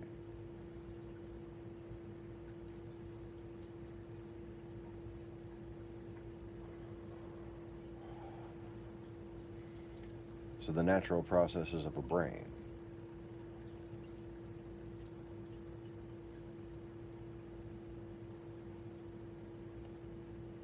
Think of the difference between Vulcan emotions and human emotions.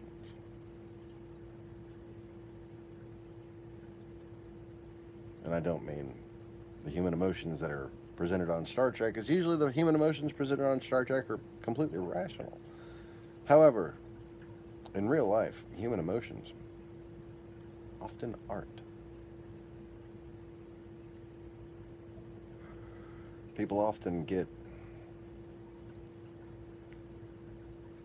well, they tend to blow things out of proportion, don't they? Tend to get a little too concerned over petty things, don't they?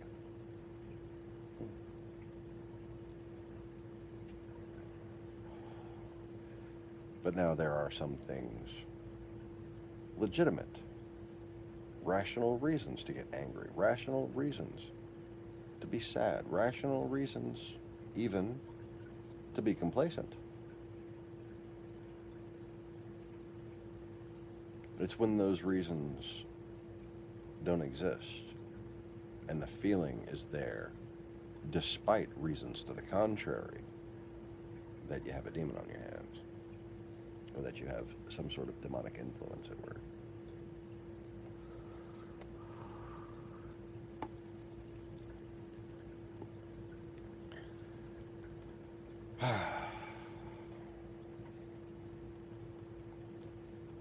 Now, in oldest form, definition. What is a demon?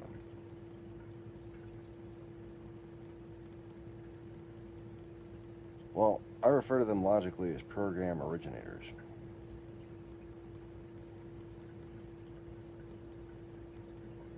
Whoever it was that first came up with that idea, that plan, that manner of dysfunction or outright rebelliousness, their soul has become the father of those demons, if you will. But to think of demons in plural is somewhat inaccurate. The best analogy being to describe them as coralline entities, where a singular genetic, or in this case, crystalline structure is repeated in multiples of corporeal nature, of independent, separate nature, but that all share one spirit. So, instead of being when you die, it's when they live.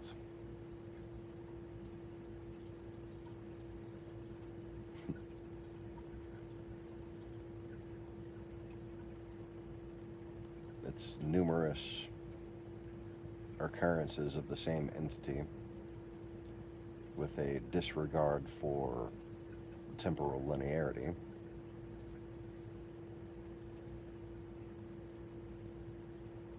That is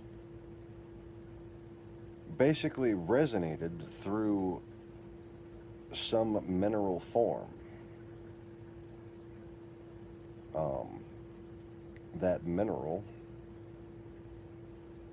is found concentrated on whatever reality that they formed and will more than likely be found present here, and whoever is most influenced by that spirit. Like, for instance, Hazarkael, witchcraft, amethyst, mammon, greed, gold,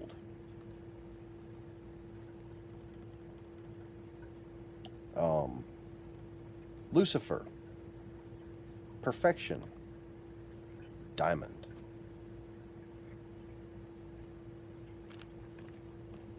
Oh yes, did I mention perfection is a sin?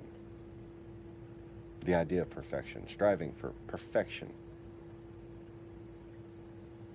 It's a dyslogical, demonic thing.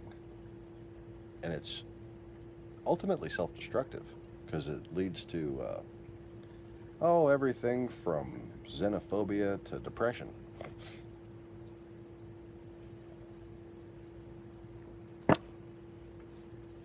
Let's see, it breaks up marriages, like the very idea of perfection is flawed.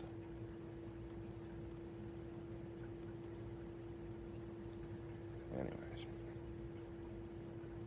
getting really tired. Ugh, my neck hurts. Oh, shit.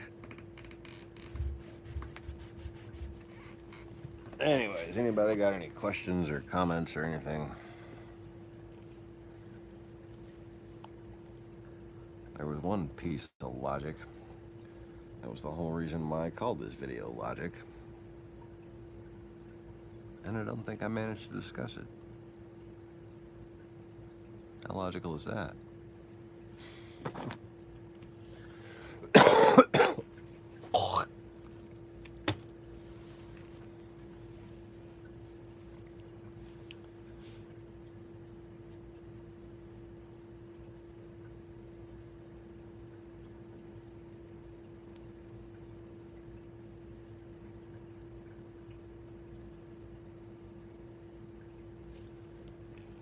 Okay. I need to, like, wake someone up and tell them I'll buy them ice cream if they give me a fucking massage. Ah, God damn it. It's just, this is not right.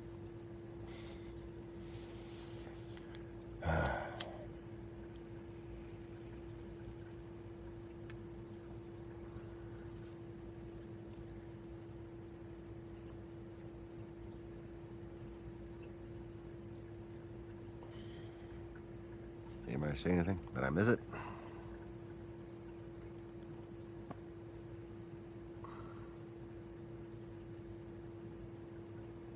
Oh, J-Rock, I didn't even see a comment. How are you doing?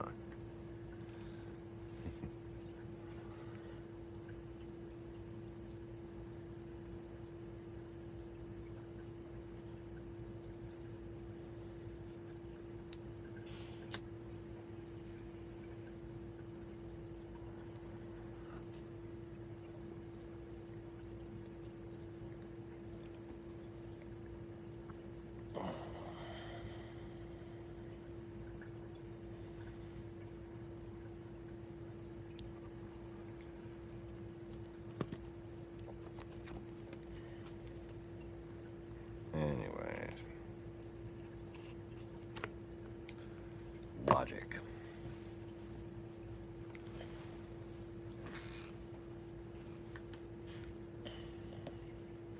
You know, presumptuous logic, that is to say, ill-informed logic,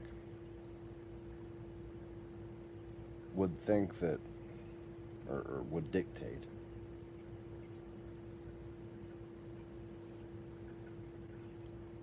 that it would be a pretty simple manner for someone to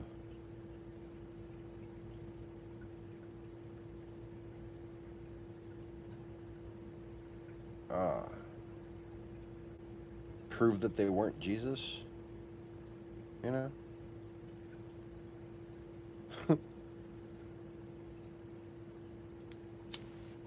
But logic would also dictate that a reasonable person who's capable of thinking in things purely logically and not being emotional about things, not being stubborn, not lacking objectivity and self-analysis, the presumptuous logic person would assume that someone like that could never think they were Jesus.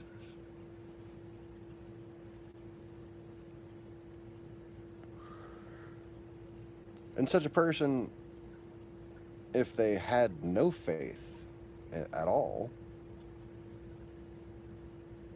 would be forced to put me out of their mind completely, or be consumed with rage against me. Because they would conclude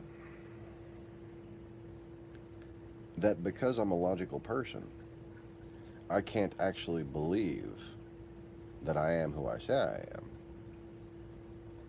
So I must be bullshitting people.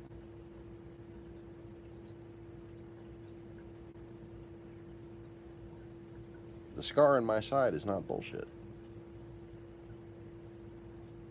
The the fact that the Russians were out to get you, oh, it didn't turn out to be bullshit. And anybody who would be allowed to pay attention, which is why YouTube, controlled by the Russian Satanists, doesn't allow anyone to pay attention, anyone who was allowed to pay attention would be forced to come to this logical impasse where they say,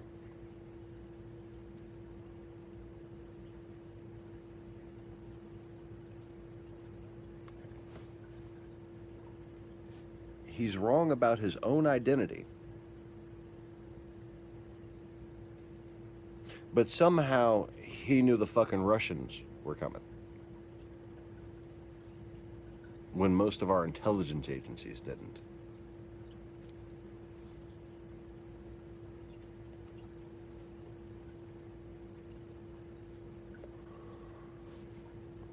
It's kind of a hard leap to overcome there. How do you explain that to yourself if you want to reject me? If you want to tell me that I'm full of shit, if you want to tell me that I'm delusional, that I lack logic, that I'm confused, that I'm demon possessed or something, okay, I'm just a moron. How does a unlogical, demon possessed, confused moron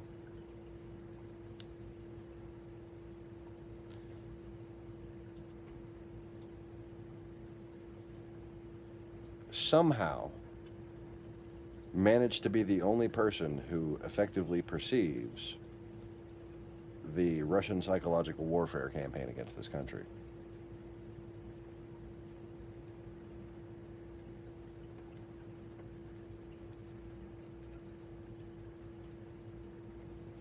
And last I checked, generally speaking, people who were batshit loopy, like incompetent. I mean, I'm borderline incompetent, but I'm not completely incompetent. Just incompetent because I can't fucking stand up straight for very long without being in agonizing pain.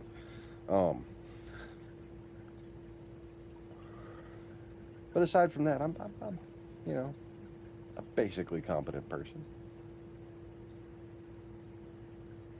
How can someone basically competent possibly confuse themselves with the creator of the universe? Just doesn't seem. Just doesn't seem right. Yeah.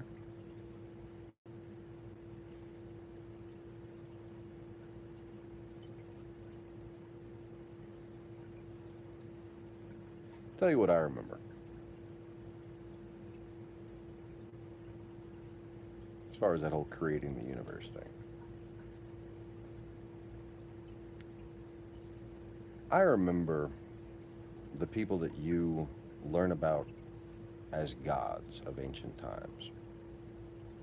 I remember them specifically, individually, as children. Now, you have a picture in your head. You got the wrong picture. What you don't realize is that I had made myself a child among them.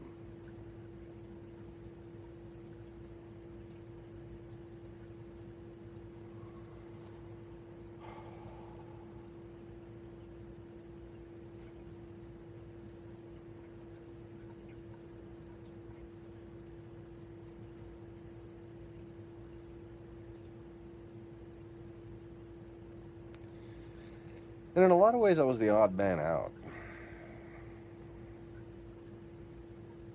But then again, I think that's recorded in the theology, isn't it?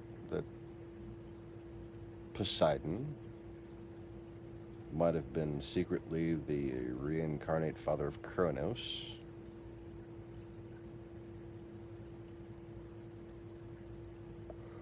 And that was the secret reason for Zeus and Poseidon being at war. The secret that was known, right? The secret that was legend.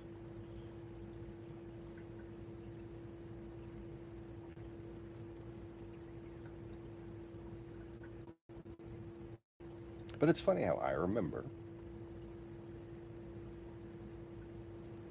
being in Eden with these children. Ooh, 10% battery remaining. I guess I should plug in my damn phone.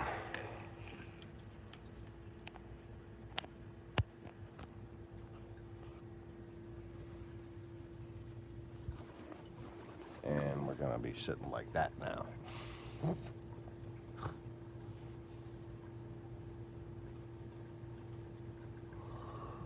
Yeah, that's a nice view. A pile of crap and boxes over there.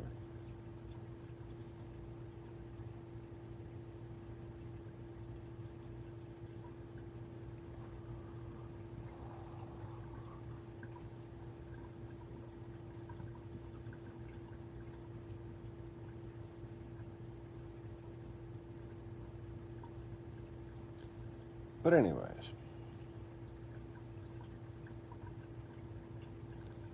you know, there's a lot of personal things between me and certain other beings that go back thousands of years that frankly aren't really much of your business. But let's just say that emotional richness to those memories, that relevance, that extra level of coherence,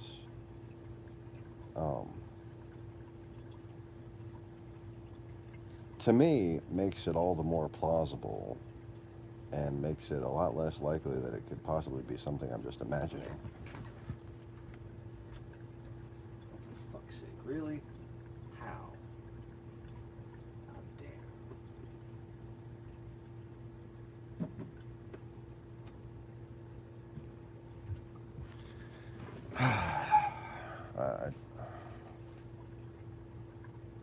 I can explain what I just found, but I can't explain what just happened.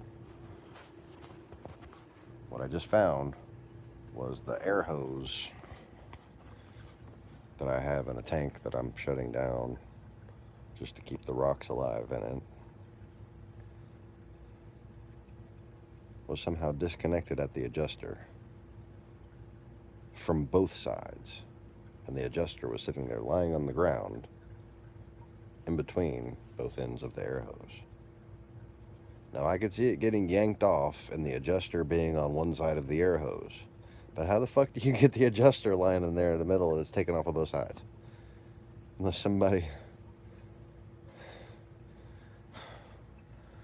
This is what fatherhood is like, by the way. This is fatherhood in a nutshell. Every day, you have to find something in your own house and then try to fathom what the fuck could have possibly made them think that it was a good idea. It's fatherhood in a nutshell right there.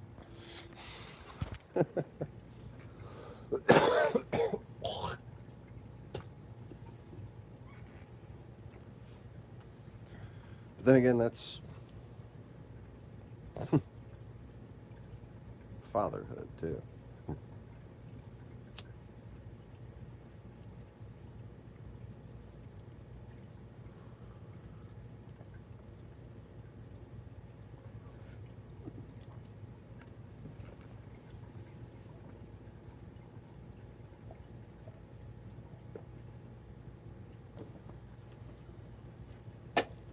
So let me ask you this. When you heard about streets of gold in heaven,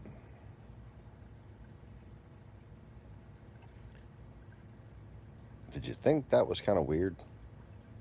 I thought that was kind of weird. Streets of gold.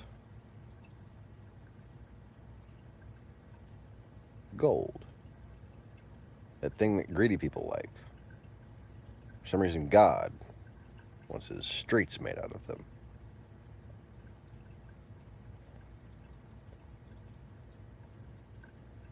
I thought concrete was pretty effective, personally. You know, like, because when you think about it, um, gold is useful for a lot of things. Not really streets. Not so much. Um,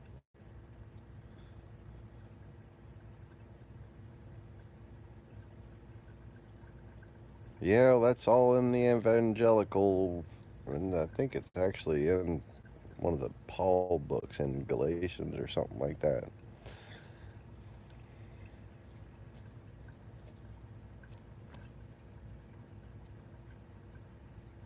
And I'm just thinking,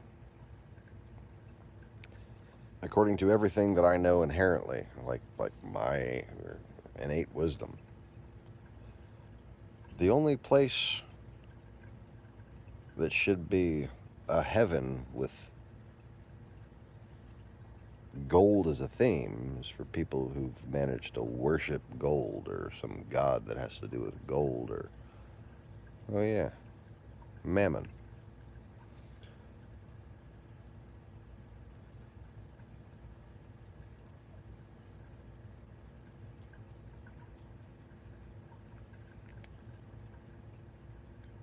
Now, is there a star or a planet that at least looks gold?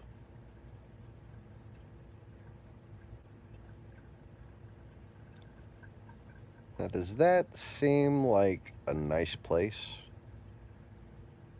The yellow brick road. Follow the yellow brick road. Yeah, that's what I used to think when I was a kid too. Like, is that right? Is heaven Oz? What the fuck are you people talking about? No, but I mean, if you think about it logically, okay, if this place has streets made of gold, that means it must be a planet that's made of gold in some large quantity, right? Think about it in Star Trek terms. If these people are making concrete out of gold, gold must be their limestone, right? It's only logical. So this must be a place of gold.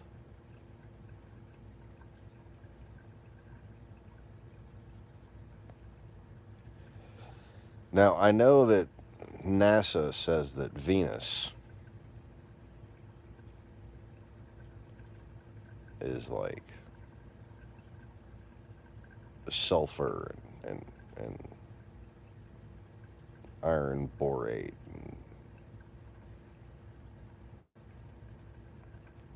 But it looks gold to me.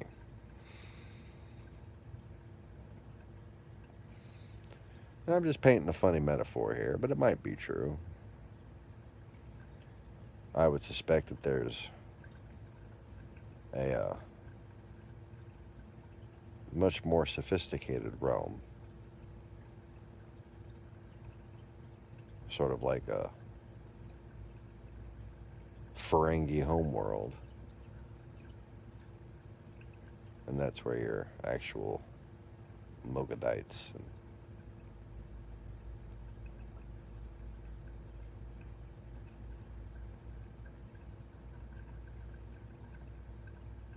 Mammonites.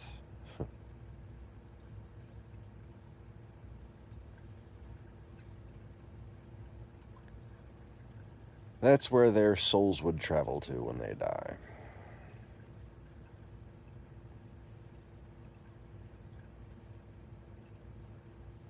You know, because there has been a war on for quite some time.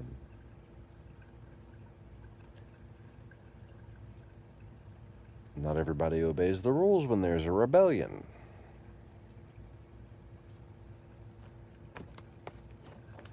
But at the same time,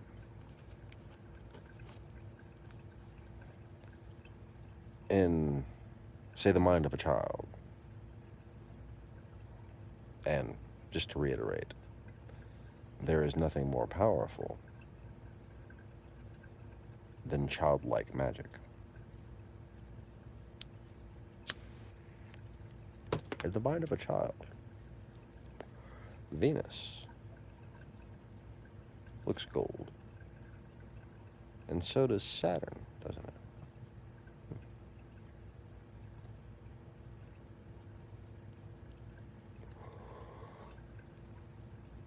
And what's funny is Venus,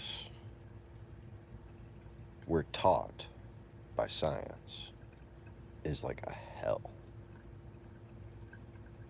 It's like temperature extremes and acid rain and just the most we can't even send a robot down there. It's so inhospitable. Ooh, sounds pretty fucking terrible, doesn't it? Enough to make you think there's something that's actually there that doesn't want us to know.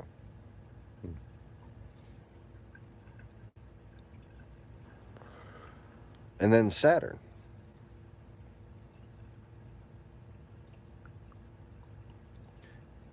Gold. But could it be the one we're looking for? Could it be the right place? Could it be more fitting, metaphorically, if you will? It's got the big shiny ring. Gold ring.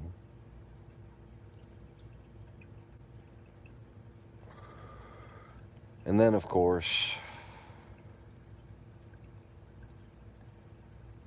there's this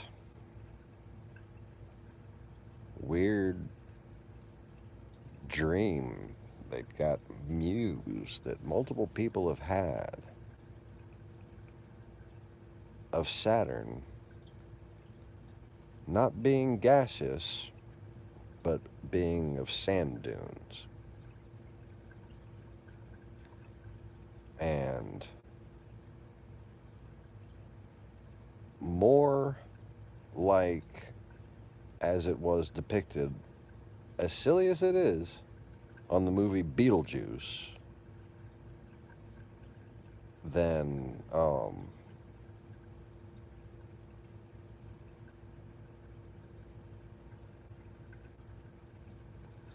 the human mind, which likes to forget horrifying things, has a propensity to remember.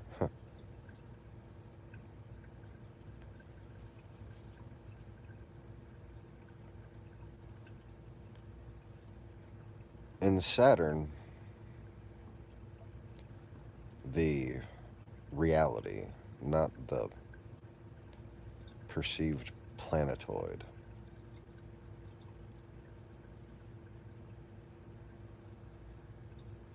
picture framed mirrors, a lot like those mirrors in the lighthouse, float just around. And there are like haunted spirits that will try to destroy, like consume, wandering spirits, like the new arrivals, kind of.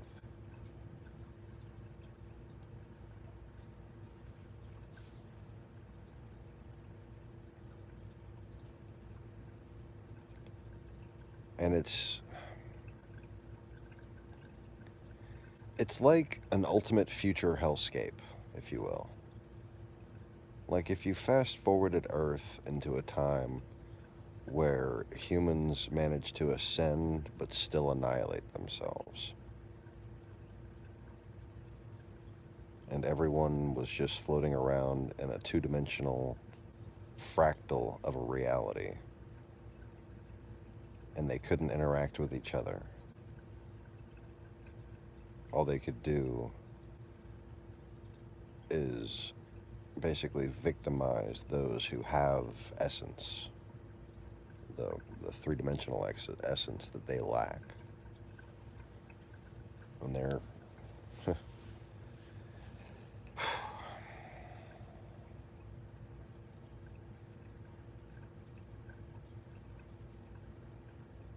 when they're in that state, they lack a third dimension.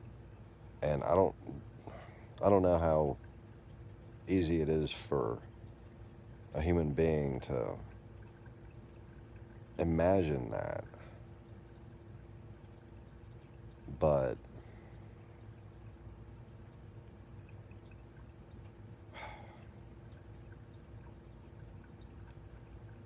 it's a lot like if you pictured your consciousness just taped to somebody else's forehead, for instance, and you were just along for the ride and you couldn't do anything. Only instead of somebody else, it's a rock or a molecule in the air.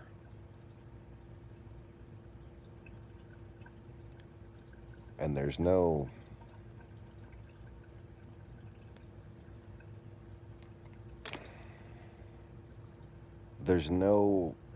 progression of self.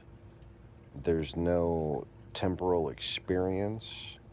All there is what happened to you in the past, and all you can do is repeat that.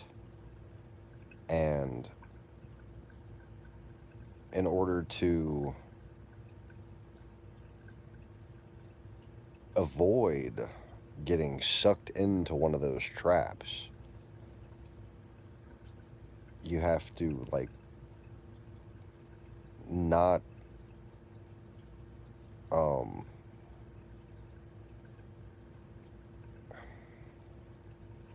like the image of their lifetime will come to you if you look into the mirror, and this part of a victim will be impressed upon you, and you'll see them as the murderer, or the victimizer. Okay, and you'll be that victim if you look into that mirror, and you have to kind of shut them out. It makes them a lot like the mirrors in the lighthouse.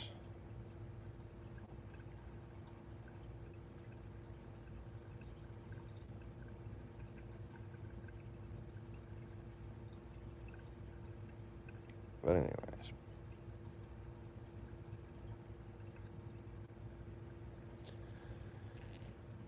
so Saturn. Yeah, it's definitely an urn.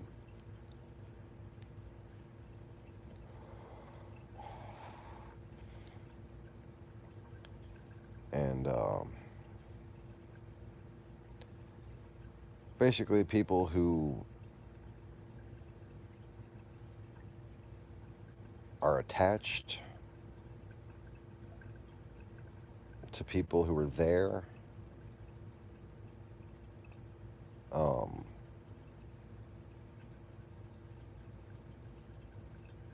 can wind up visiting that place in their dreams.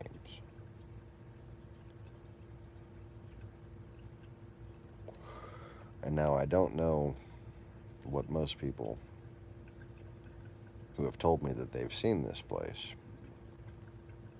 did there, but I remember praying for them.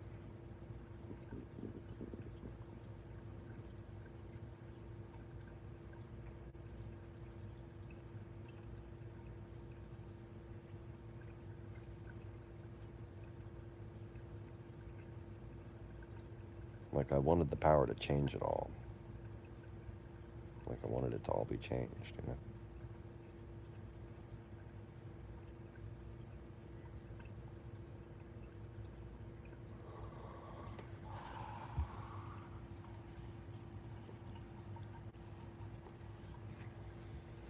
Anyways.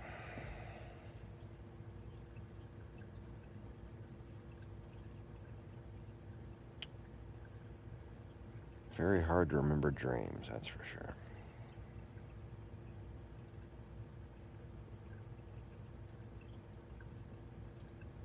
So the last time I had that dream, I was probably 14 or 15 years old.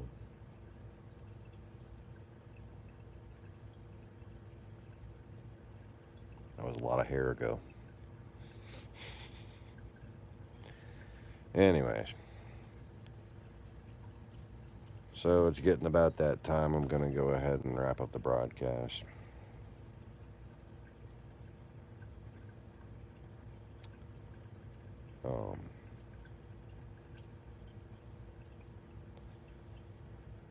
It's kind of an interesting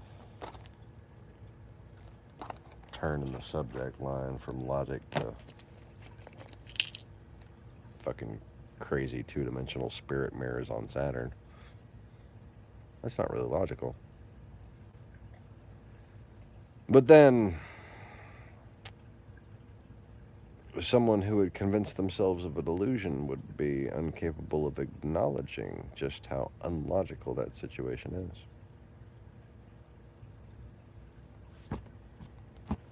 But then, I guess, the definition of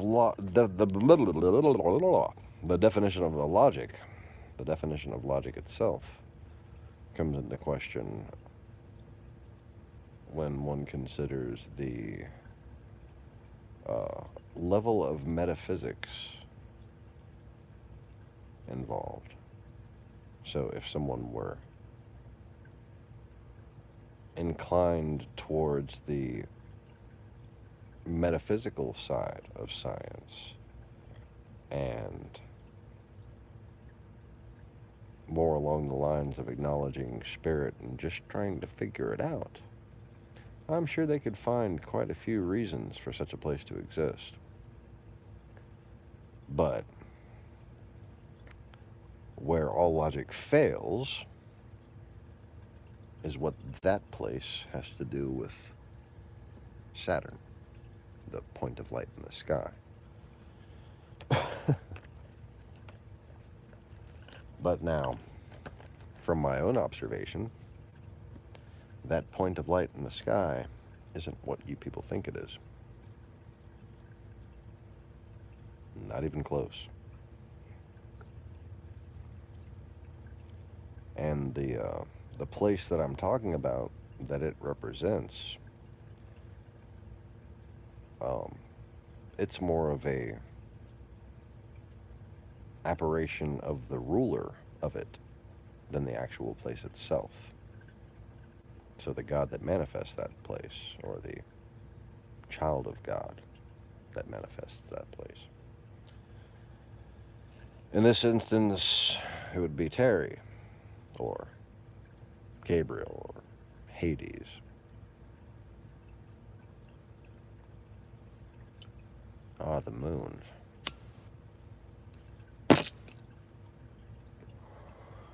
How many moons is it now? Didn't they discover another one?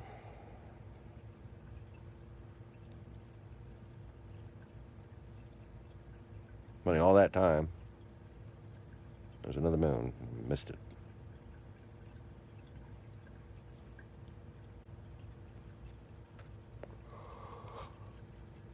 Oh man, I would do that. I would go. Anyways. Yep.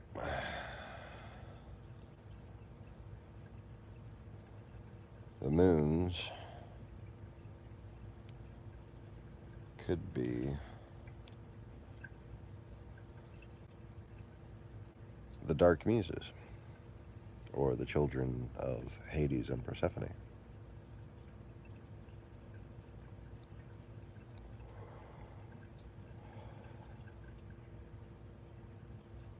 Wouldn't that be interesting? You know, to correlate, to get a list.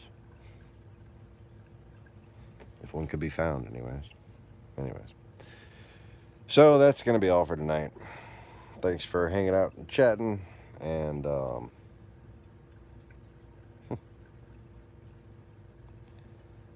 my, what an awful lot of stuff that so few people are going to be able to have the chance to appreciate. Rather unfortunate, isn't it? Because I would think that there's at least probably 120 million or so people alive today who would have watched this video and said, damn, I'm glad I saw that.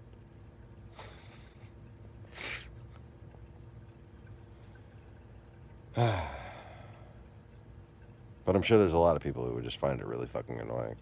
Well, all I'm saying is that